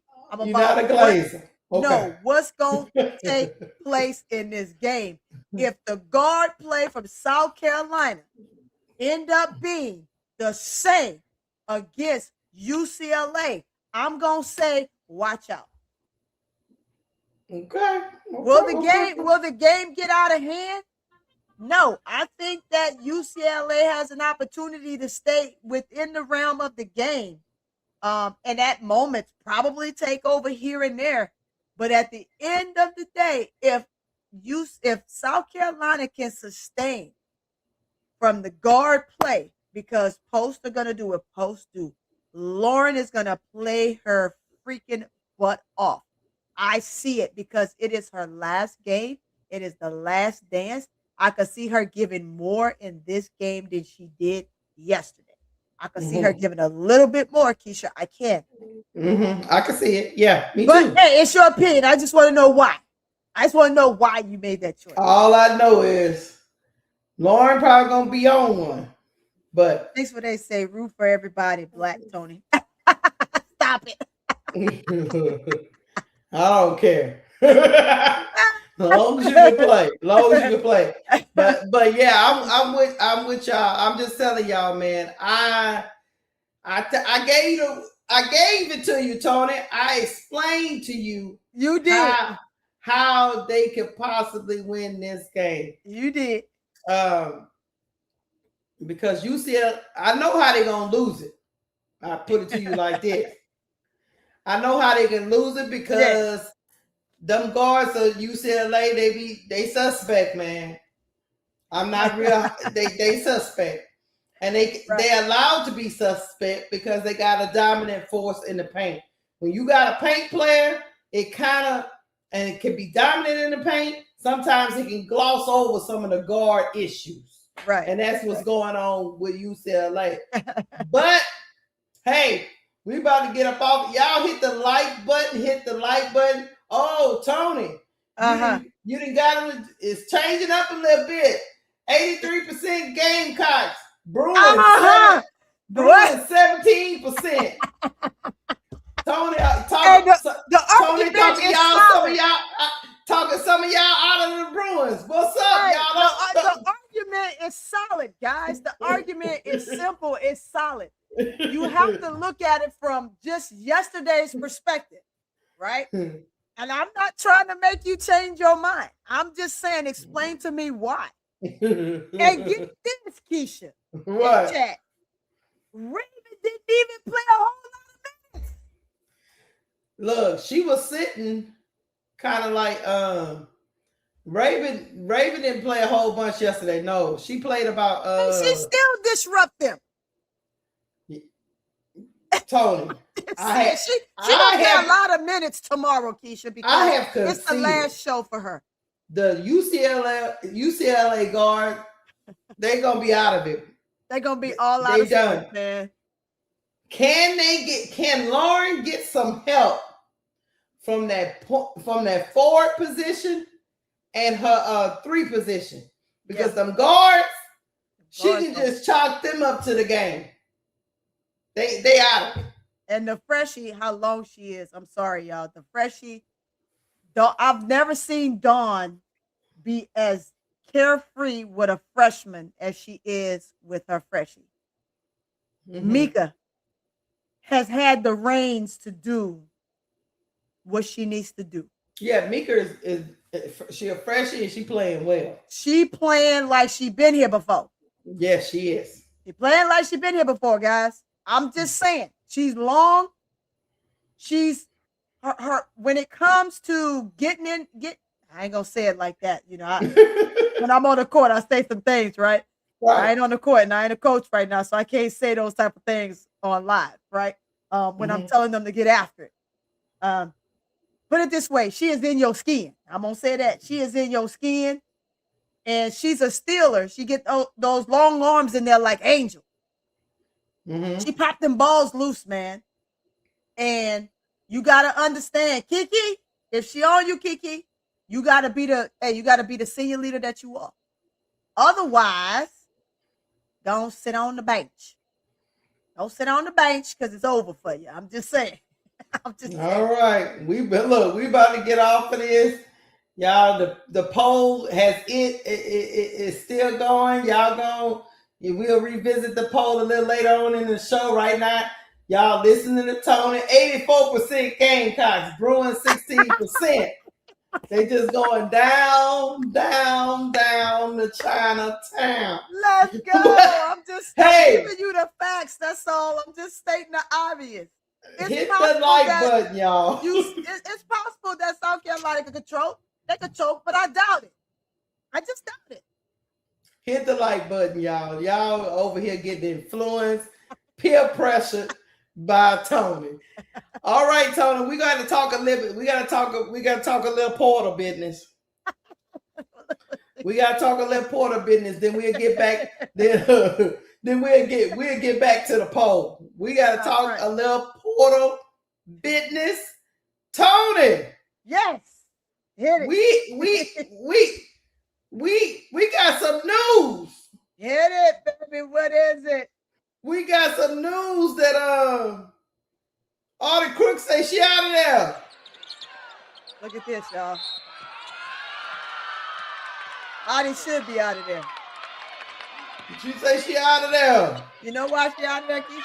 Why? First of all, she ain't got nobody to play with. That's number one. She said she out of there. She ain't got nobody to play with. She the said ones that jumped in the portal already, then who she gonna have? She said, out of there. She said she gonna take herself through. Take me through there. That's what she said. She said, take me through there. And guess what? She going straight through there. And look, guys, she's gonna be a commodity for other teams. I'm gonna say that. And I think for her best well-being to make it to the next level, it's needed. This program has taken Audi as far as they can take her. I agree with that. If she wants to contend, and this is serious business, if she wants to contend at the next level, Audi has to move around. And she has to get with a program that's going to challenge her. She needs a challenge. She doesn't need to go to a team that's a cakewalk. She doesn't need to go to a team that will basically put her in the same position in which she's coming out of. She needs to go to a team and a coach that's going to challenge her, that's going to prepare her, because she's going to be a senior. She needs to be prepared for the W. She has to get prepared for the draft at that point. So she needs somebody that's going to challenge her. Where, Keysha, do you think that would be?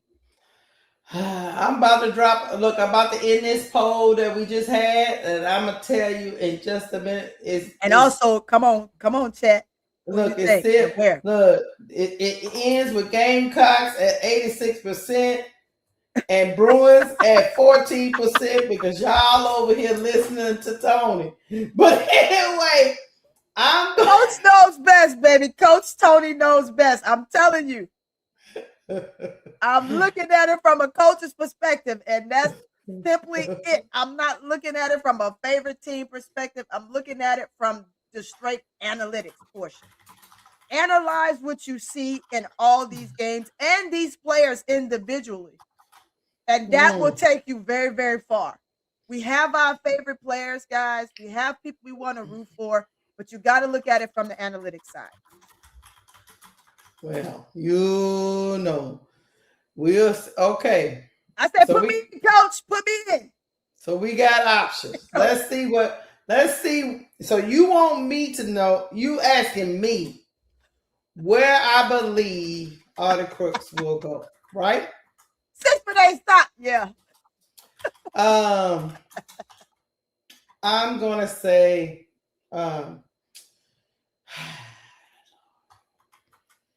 Hold on, let me finish this. That's another one. I do agree with that. I don't agree with that. Hey, y'all hit the like button while Keysha pull it up. Y'all hit the like button if you haven't. I'm pulling it. I like this, one. Y'all. I get to get in coaching mode on stuff like this, y'all. I love this stuff. I love it. I love it. Me personally, let me tell you, I don't think I just dropped the poll, y'all. Y'all go ahead on and let me know what you think. I don't think, to be honest with you, I think Audi Crooks I don't think she's gonna end up in the SEC. I know people was talking about LSU or South Carolina or one of those schools. Some people was talking about UConn. I can't see that. I can't see. Not but what Geno likes. Yeah. And that's just a straight him decision. I'm gonna give you a couple that I put in. I give you a couple that I put in the poll. TCU. Notre Dame. Yeah. Michigan. Michigan would definitely challenge her. Yeah. Vanderbilt. Oh, interesting. Yeah, that's interesting. That's a good choice, Keysha. I didn't put Vanderbilt on the poll because I ran out of options, but yeah, that's what I'm thinking. Michigan, Vandy TCU, Vandy, Notre Dame. That's what I'm thinking. Or Vandy. Let's say let's go to Notre Dame, right? Okay. Say she go to Notre Dame. Can coach over there prepare her for the W? Because essentially, wherever she go has to prepare her for the W. To me, it won't be about wins and losses. For me, it would be about what coach best fits Audi Crooks. Because the best coach that will prepare her is what she needs. She could go anywhere, I think, right now, Keysha. You know Notre Dame is a guard school. They don't do too good with posts. You know that. TCU. Okay, tell me about TCU. How would that afford Audi to get better? It would afford Audi to have to, in my opinion, my own opinion, it would afford Audi to have another one of those outlets that to me would kind of seem like where she came from. How does he prepare her for the W? Because Audi is going to be Audi. At this point, Audi needs to be somewhere where the coach, one, a team fits her, but two, where the coach can prepare her for the W. So is that a no to Notre Dame and TCU, or? I think that Notre Dame can, because you need a style of play for Audi that I'm not totally against Notre Dame. I am, however, against TCU. I don't think she fits Notre Dame's scheme, really. I don't think she fits their scheme, and that coach can't put her in the best position for the W. All it does is put her in a better position for guard play. I don't think it's a team for her to go and prepare herself for the W. No, for Notre Dame nor TCU. Okay. It looks for her. Me personally, I would like to see her go to a place that will prepare her. If you said like a UConn, right? She would have to get better. And Geno could help her get better, but I don't think it's a place that fits her. We're talking about fit along with getting her prepared. So it's a twofold for her. Yeah, it's a no to me to UConn. Right. I don't think it'll work out. What do you think about Michigan? Yes. You like Michigan? I like Michigan. I like Michigan for her because those posts work. It's post work there, right? Yeah, it's a yeah, yeah. post work type school, and the posts are more dominant than the guards, and that spells one thing: they're interested in having the post involved in the game. But you got to be prepared. The posts are constantly moving. They're constantly in a rhythm where they're putting themselves in positions to have a better look other than just sit in the paint and post. She can't just sit and post. She has to show more maneuverable capabilities within her game for the W. She's not going to be able to go to W and just sit. Doesn't happen. Camilla can't sit. And she's going to be a small post. So she's going to be like a Anissa Morrow and those guys, right? Angel is only 6'3". Angel is just phenomenal when it comes to being able to maneuver around, find her open spots, get better looks, create looks for herself when there aren't any.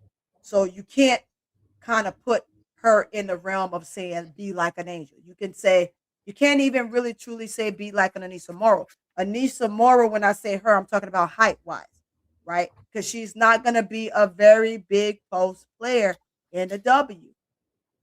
She's just not. So she has to do the little things. She's going to have to start being more agile. She's going to have to find ways to get open in areas to which she normally isn't set forward to. That's why she needs a coach that's going to give her the coaching presence. And I'm going to say this, Rutgers. Well, I mean, they rebuilding their whole. They're rebuilding, right? But it's an avenue for her to go help set and start the program, but with a coach who's a post-player entity type coach. Mm-hmm. Yep. Right? I agree. How about, okay, so we talked about, what do you think about an SE school, LSU or Vandy? Or Ole Miss? Either one of those three. I was, in the beginning, I was like, no, she probably won't fit the style of play for LSU. I think she can, right? LSU is another team program that's big on post players. Mm-hmm. So it's post presence. You put her with a program that has post presence capabilities. It's important for post players to dominate the game, because guards are going to do what guards do. But it's in SEC, you are dealing with post entity style basketball, and it's important to play in that atmosphere for Audi. Yes. So, and she'll get the coaching. She'll get the coaching. She'll get the coaching. Ole Miss, you mentioned Ole Miss. Ole Miss is another big look for her because, again, it's a style of play for the post, and that coach can help her. She can help her. She can help get her in the areas in which she has not. I'm not going to say that she's failed in, because as you can see in this type of play at Iowa State, she just wasn't put in a space to be able to have to do more things. She was just told, go in the post and dominate by standing there and just putting the ball up. And that's all she did.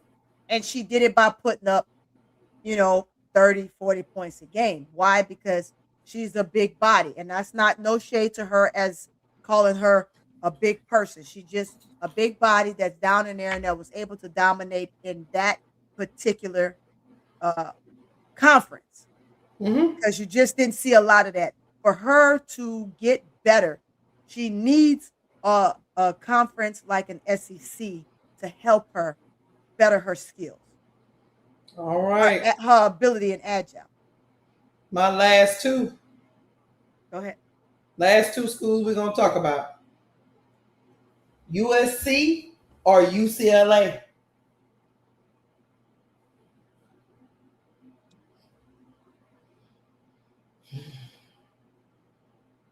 UCLA. If I had to choose something better out of the two, I would go with USC. Because you're going to have the guard play there, and you can see Juju helping her get better. You can see Jazzy getting her the ball. You can see the freshie that's coming in that's going to be just as much as a killer as Jazzy and Juju, making sure that the post play is present. I like USC for her more so than anything else we talked about. Okay. So yes, I would say that you could do UCLA because UCLA too is a post dominant school. But remember, you have Betts Jr. and their job is to get her in her sister's space and prepare her. Baby Betts. So Yeah. I wouldn't say UCLA because that spot is already taken up. Unfortunately, I'm sorry. Yeah, I'm with you. All right, well, wherever she go, I do know this. Everybody named Mama ran up out of Iowa State. I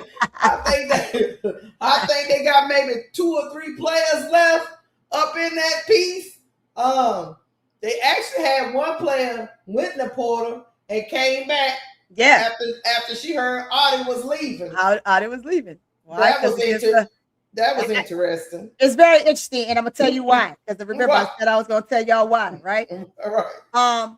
When you have a player like Audi, and she's dominating the post as she is, and everyone else that's a post player aren't having the opportunity to get involved in a game because we're solely thinking one way.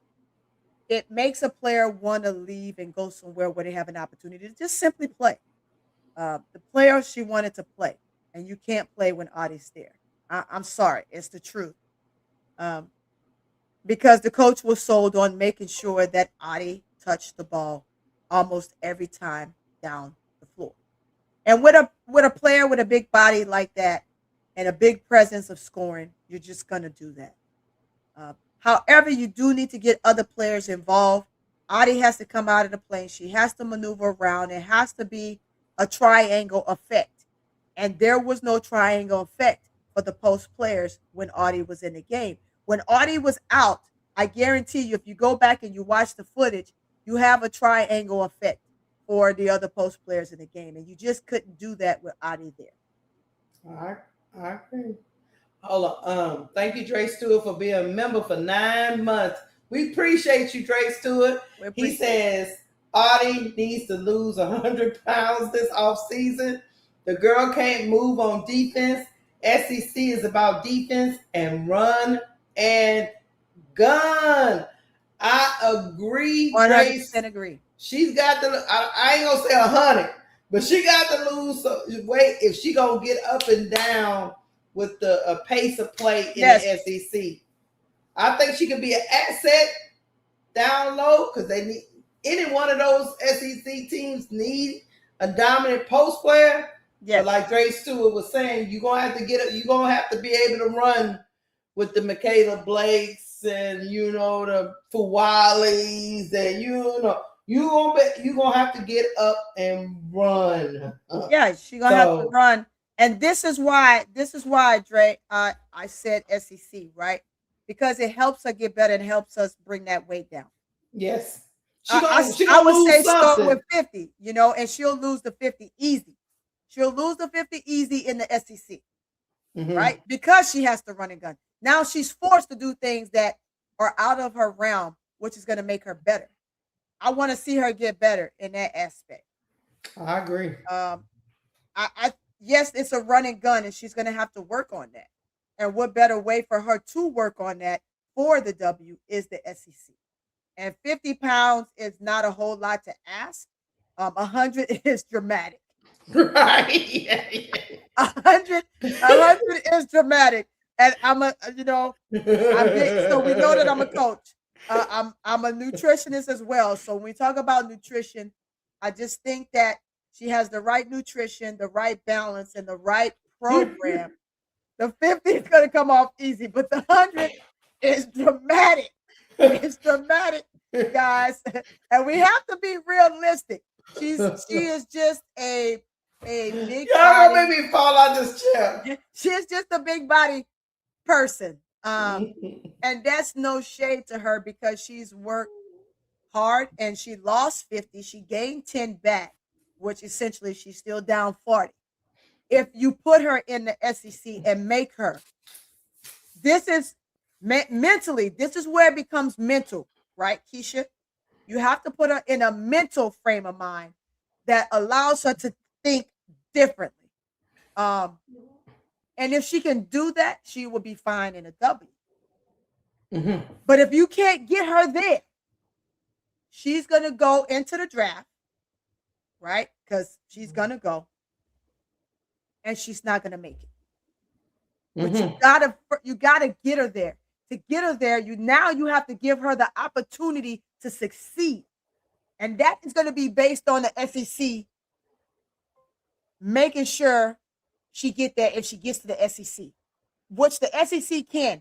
NCAA, this collegiate level, has to do right by her, but it has to be the right program.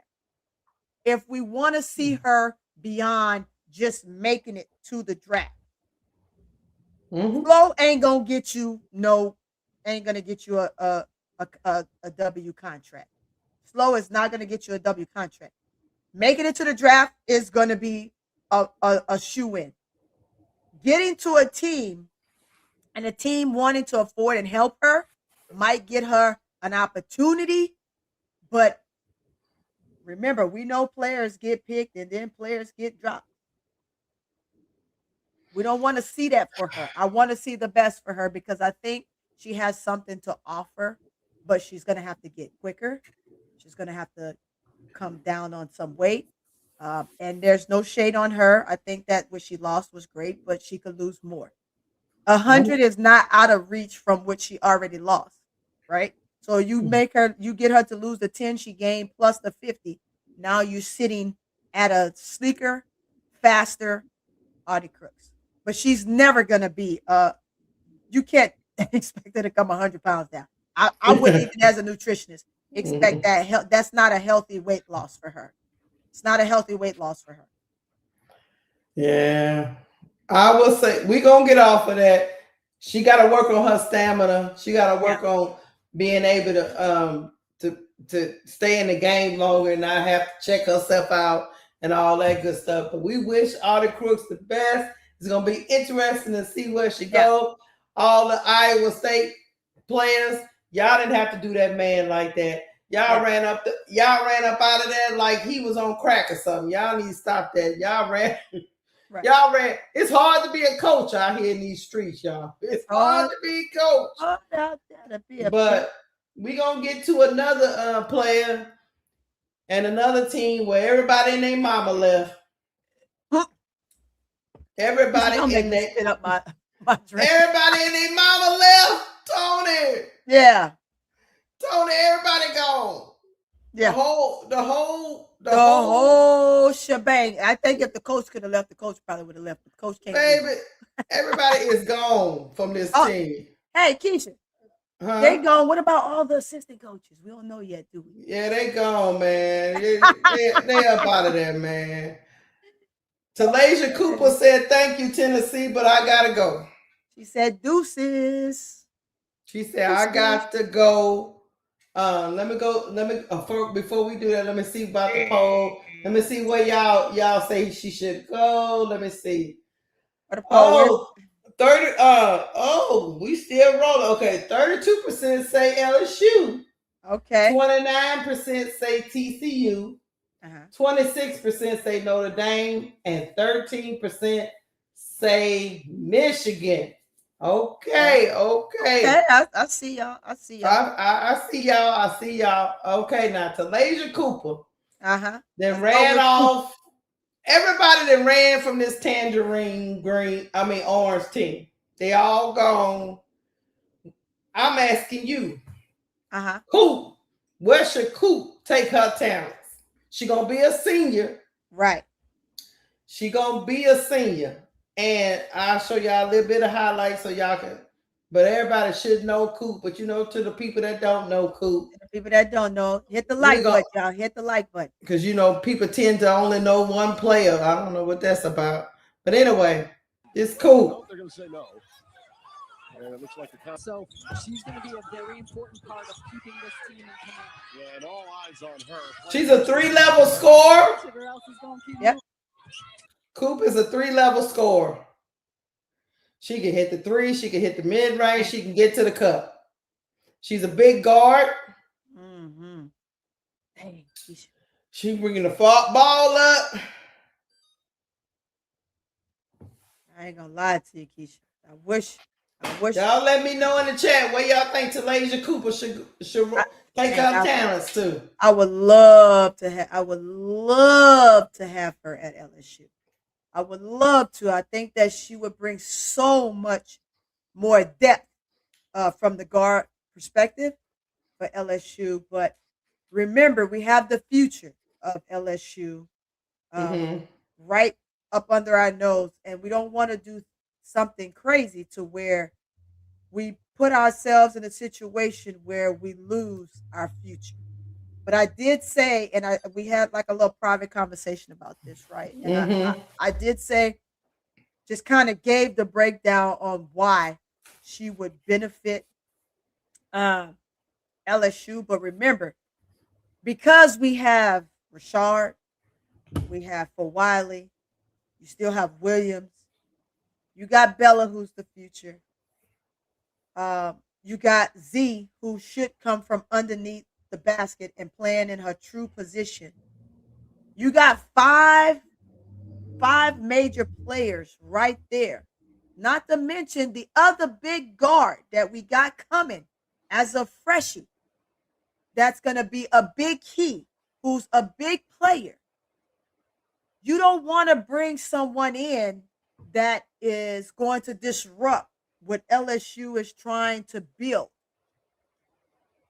Again, she would be a good piece.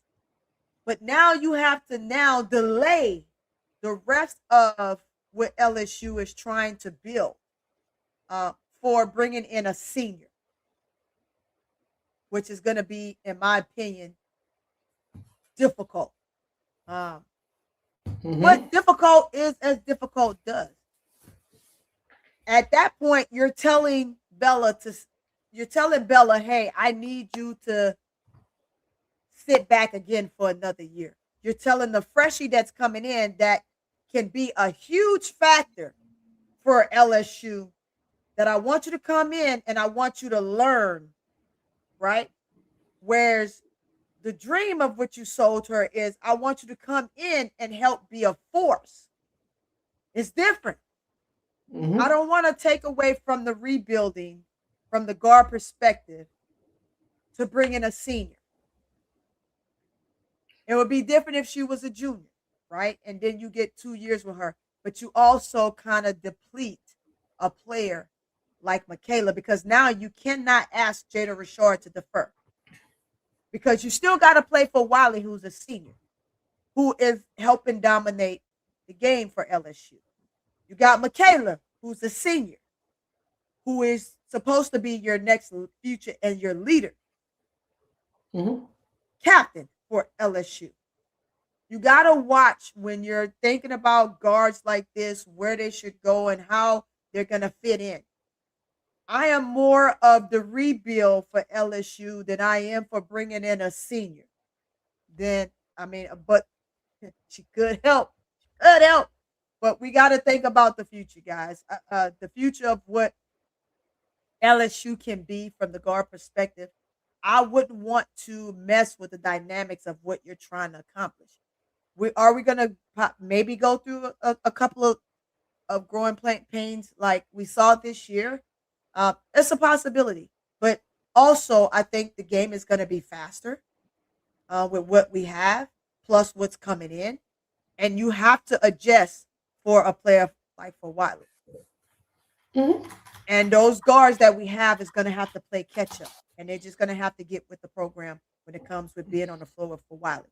And I think your young ones, they're ready because they're quick. They're fast. They have no fear, right? And so you have to build them just like you built Flage. Flage started from her rookie year and she had a team. She had half and half. She had half seniors.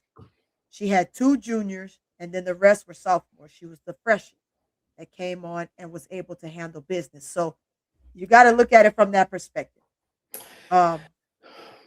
Me personally, I think Talaysia Cooper can fit anywhere. I think she's gonna stay in the SEC. I could be wrong. I would want her to stay in the SEC. But I will career. say a place. If it's not LSU, I'll tell you another SEC team that is young and might can benefit from her veteran presence. Who's that? Vandy. Sure could, because Vandy needs somebody else other than Blake. Yep. She could help them big time. You put her with Blake's, have another ball handler, let Blake just do Blake things. She come in, she plays the 3, Blake's at the 2, and you have girl Govan at the 1. You're just adding and enhancing that team. Yeah, I like it. I think it's a missing piece. It's one huge missing piece for Vandy for sure. And she can help anchor that team with a veteran because they're young. Yeah. And she would still be the senior, right? She would still Blake's be the senior. a sophomore, and she's gonna be a junior. You have your PG, who was a freshie, who's gonna be a sophomore. So they're still gonna be a young team when it comes to that portion of the court of the game. And they could use a veteran presence. Or you could just let her go dominate at TCU. You know, everybody go to TCU. Everybody like going to TCU. Everybody, you know what I'm saying? Because TCU is gonna need somebody after they're gonna need somebody after Miles leaves. And Mark Hunter Campbell is just not gonna cut it. And Mark Campbell would give her the keys. He surely would. He would. What about somebody outside of the SEC? What if I don't know about her at Notre Dame. I don't know about her. No. Notre Dame ain't it. She has to have the ball in her hands. She's gonna be a senior. The doggo's gonna be a senior. They both need to have the ball in their hand. We go back to the problem we had with her and Olivia Miles. You cannot do that to Hannah. You can't. Will they need some help? Yes, but they're gonna need help from the post perspective. You could bring another guard in, but not a senior. You need to bring somebody in that can help Hannah, but they can't be a senior, guys. It can't. It absolutely cannot. She will fit in anywhere, but when you talk about ball dominance and who hands the ball need to be in crunch time, you got 2 players that the ball needs to be in their hands. Well, I think, again, Vandy gives her that opportunity. Can you put her at Ole Miss? You could put her at Ole Miss and coach her up and let her have the reins too. She will be phenomenal at a place like Ole Miss, right? Yeah, I agree. And Coach Yo will make her even tougher than what she is right now. Yes. She needs a coach like that. She needs a coach. Yeah. I just, like I say. Someone said UCLA could use her. I don't know if that's a fit for a player like that. Of course, she can go anywhere and she'll make it work, right? She could, but I think it kind of, some programs just, it makes players kind of put themselves in a bubble. She's not a bubble type player. I think she's one of those players that's very explosive, that need to be a ball dominant player. I'm not completely not sold on UCLA. I don't know. I mean, you can also put her with a team like Duke. They need the guards they have there at Duke with her explosive ability, right? I don't know even at Duke if the ball needs to be in her hand because coach just kind of wants the ball in Jackson's hands. What could she fit because it's a good coach? Mm-hmm. Yeah. Mm-hmm. It just depends on how coach would maneuver what she has to make her fit. But I need to see her again at like a Vandy, an Ole Miss. LSU is just LSU. Moki is a type of coach that can make anything happen, but you don't want to do that at the expense of the players that you already have that are going to be the future of your franchise. Um, TCU could use her, just different teams like that. Um, I don't know. That's I my mean, take. she What from. about Florida? Well, I've seen some people say in the chat, her people want a home. I know she from South Carolina, but she already tried the South Carolina thing. It didn't work Yeah, out. let me tell you, So, South Carolina got too many weapons right now, and you can see it right now. The writing on the wall is that freshie, is that freshman. I'm sorry. And then what she has coming in, what Dawn have coming in, we got to look at it, guys, from what she also what she has coming in. That's gonna fill the void for players like Tessa and adding and enhancing to what Dawn already had. Somebody said Clemson. I mean, they got they just trying to get her back to South Carolina. I know, but I just don't think I think she probably shouldn't have left, but she did. The thing is, if she didn't leave, would she have had the opportunity? Because that freshman is cold right now, y'all. Oh no, I think they're just trying to get her back to the state. Right, trying to get her back to the state. Not to South Carolina. Not to South Carolina, the team. Okay, not okay. to the team, just to the I state get of South I get you. I get you. I get y'all chat. I'm now I'm understanding. Yeah, I mean it just depends, right? It depends on if that's where she wants to go.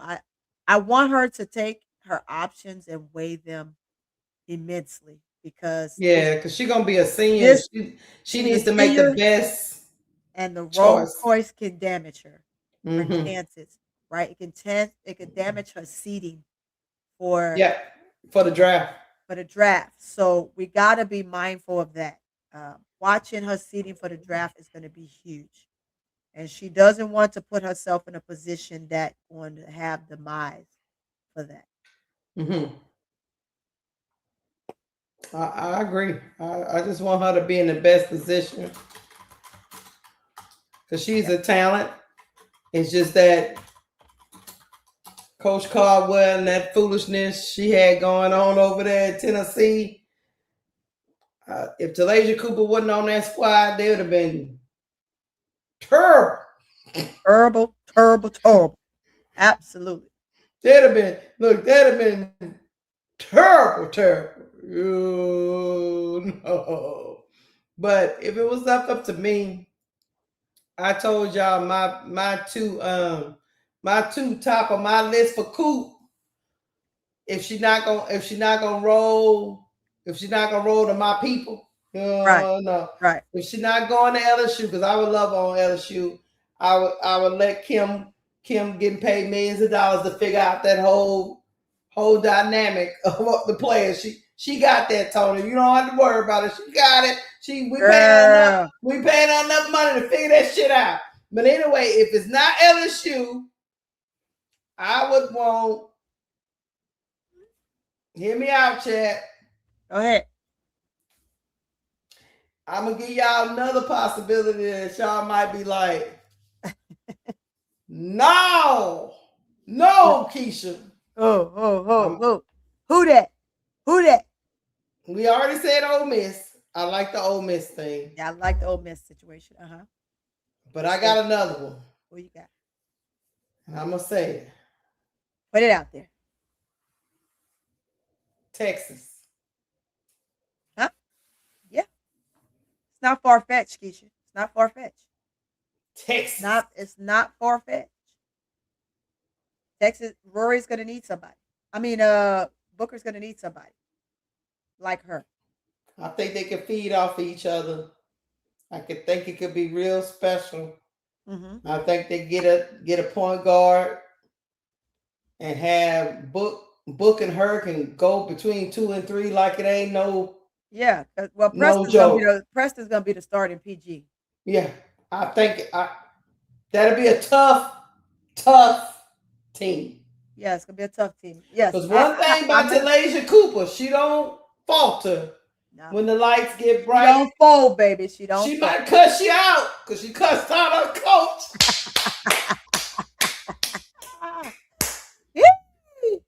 But I think Vic Schaefer a player and love on her at the same time and put the ball in her hands. And I think Booker is the type of player that can play off of her. Yeah. But that's just me. Cool. It'll be tough. So that's my other spot. Look at Toni like, hey, it's a good one, Keysha. That's a good one. They'll be big guards. And then with Preston's a little bigger than Rory. So yes, I like it. Because Coop need help. I don't know if Vic Schaefer know it, but she need help. Man. It can't all be on her because it can't. He's gonna have to bring her some help. He's gonna have to get her some help. So as you can see, Lee was not there to be found. Like I said, you had Lee there was nowhere to be found. Cunningham was hiding in the shadows. Carlton was like, huh? My mouth stuck open. I mean, you just think about it. Rory was like, damn, I can't get nothing. And Booker was like, I'm trying, y'all. I'm trying, but the monkey on my back. So not the monkey. Man, that monkey was on our back. And I'm not calling no monkey. You know, that's just a term. Right? Like runners. When you run in track runners know what that means. When you get the monkey on your back and them legs are trying to roll and move, right? Like I told you, I ran a horse's race. The 400 ain't no cakewalk. You gotta be a beast, and you running a whole 400 full speed ahead. And it's a strategy to running that race, right? There, you can't just start out, because I'm telling you that you're gonna be gassed by at the 3:30 mark. You gonna be like, huh? I quit, right? So it's a strategy to a race like that. But when that monkey jump on your back and them legs, you think you going, and it's like, can't go. That's exactly what it is. If you get stuck right where you are, right in that moment, and no matter what you try to do, no matter what effort you put forward, you just can't get nothing done. It's you're stuck. It's crazy. Yeah, man. Look, we about to get to our last topic. Talaysia Cooper. We wish the best for you. We'll be waiting to see where you go. Y'all hit the like button, hit the like button, hit the like button, hit the like button. We gonna end on this note. The A2s from Asia Wilson hit the scene. They hit the scene in dominant fashion.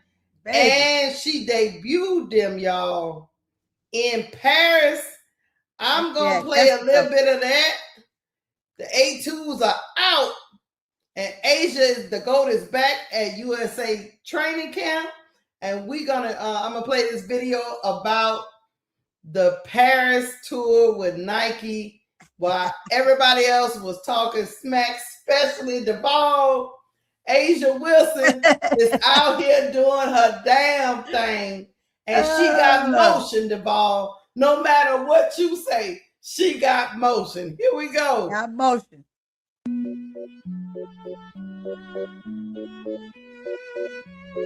MC, make another hit. This is Asia Wilson, and welcome to my crib. Welcome to my crib. She welcomed me to London. She said,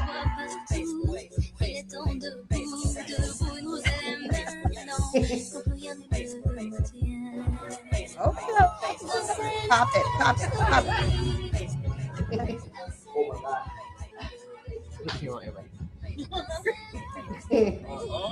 I am loving this. The Keysha. Eiffel Tower. Yo, what? Loving it. Okay, so we're heading up to the master bedroom suite. She's Damn, so she got a tall. duck. She got a duck. That's the real view. We never want to look I could down. have told you that's a Peace, love, small and entryway. blessings. Peace, love, and blessings. Let's Look go. at all of them in Paris waiting for Asia. Oh, I'm so tired of walking. She with her bestie. East wing of my Coach. I like to call this the garden, but it's no garden. But it's my garden.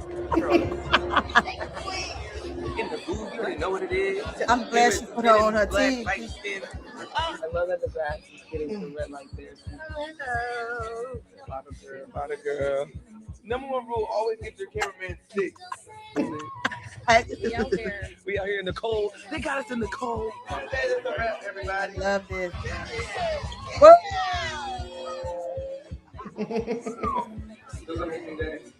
Come on, game winner! I ain't seen nothing like that before. Both guys and girls. I ain't never said nothing like that. Here. Oh. I'm at about 45%. But no, it's March, so I'm not really stressed. Can I feel my leg? No. Enjoy that. I said, but you enjoy that shit. And cut. And cut. So much fun she had in Paris debuting her show. Her shoe, y'all. And they are purdy.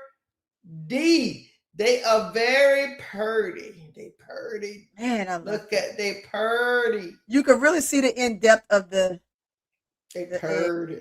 I love it. I love it. I love Yeah, it. they purdy. This shoe, Keysha, it's like they really took their time with the graphics in the shoe, the design of the shoe. It's better. Not to say that nothing was wrong with the other shoe. They just took their time with this shoe. She heard some of the fans cry. The fact that the shoe was a little too narrow. It was a little narrow, yeah. And with this one, she expanded. She made it flexible. Look wider. At the, the shoe. The layers of the shoe has a more refining look than before. I love it. The back with her name on it is. I know. And she say she did it. She made it more wider for the big feet girlies. You know, because people were complaining about it being narrow. I love it. I love it. I love it. I love it. I love it. Kudos to Asia Wilson. I'm gonna show y'all one more thing because Asia Wilson is back at USA camp, and she also debuted for USA camp. She debuted the hold on, let me bring this back up. The gold. See, these girls gonna make me spend all my money. Here we go. The white gold. White and gold. Haven't really given them a name yet. But yeah, these are the A2s. They're gold. Pretty fitting, you know. Gold and white. Get them roach stumpers out on my camera. She said, "Get them roach stumpers on my camera." The time for the A2. Ooh, when it came to the A2, I wanted to first listen to the consumer. I like that color. So to make sure that it was comfortable, we got an Air Zoom bag in the mail. And then I wanted it to be cute. I wanted to add a little bit more design to it. So as you did, make skin razzle dazzle there. So yeah, we wanted it to be cute, comfortable, but also durable. These shoes you got on, are these the A2s?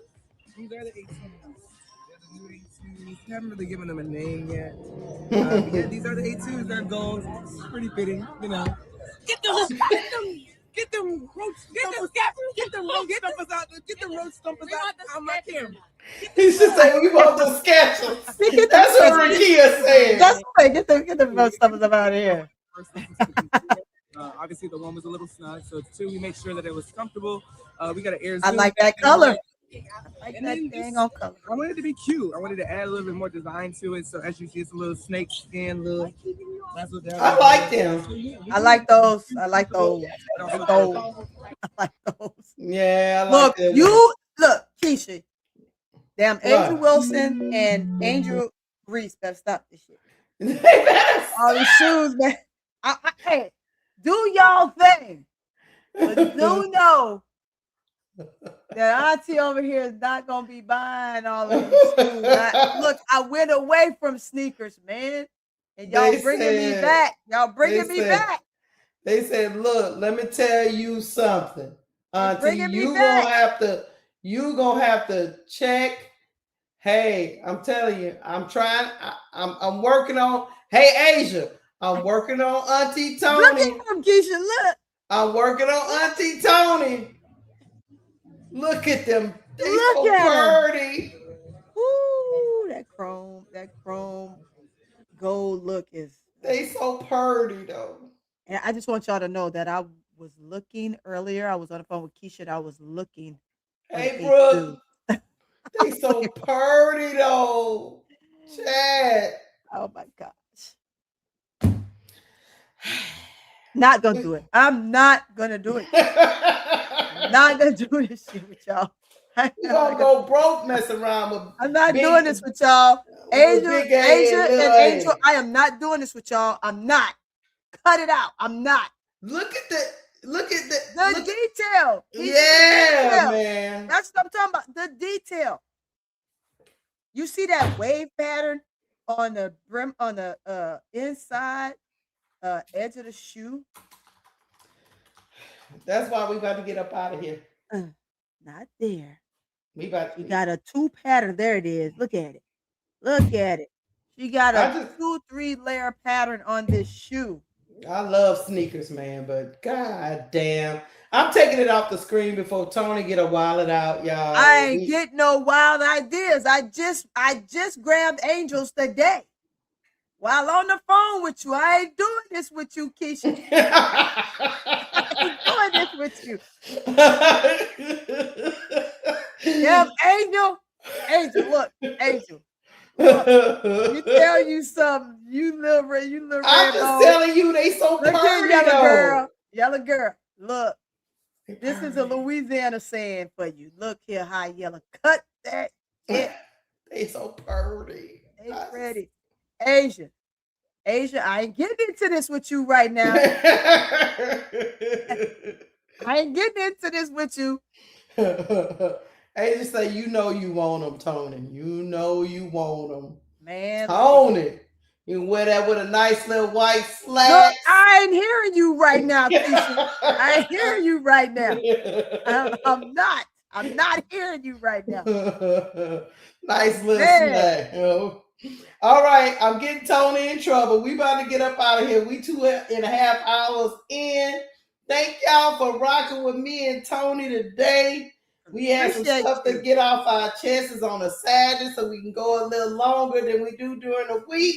We appreciate y'all. Please make sure you hit the like button. And if you haven't subscribed to the Full Court Trio, please subscribe. Subscribe to my co-host, Toni, at So Pretty Toni 7237. And you know you gotta subscribe to your girl Keysha. Subscribe. And Cut the Ish Real Talk Sports. We bringing you facts. We bring you facts. You got Real Talk Sports over there, and you got So Pretty Toni speaking facts over there on my channel. Let's hit it. Don't miss the opportunity to hear us again. You see us together. You're gonna hear us individually, but make sure you go into both platforms along with this one, and make sure you are being notified every time we drop. Go ahead, subscribe, right? Just subscribe. It costs you nothing. It costs you nothing. A notification bell gonna jump up, right? Because that means you're gonna be notified every time we drop. Don't be afraid to come in the building. Hey, if it's a topic you want to hear, stay. If it's a topic you like, at least you hit the building, right? Hit the building, hit the like button, and hey, it is what it is. We love you. We support you just as you supporting us. Thank you for coming in the building. And again, if you didn't hit the like button, hit the like button. All right, y'all. We out of here. We'll see y'all. We'll see y'all tomorrow on the Players Club. We got a championship to see who's gonna be crowned. Yeah. We out, y'all. We hope we help navigate you through some of this stuff. But we out. So. We're gonna go out like this. And we're out. Yeah, we out. Bye, guys. We crazy.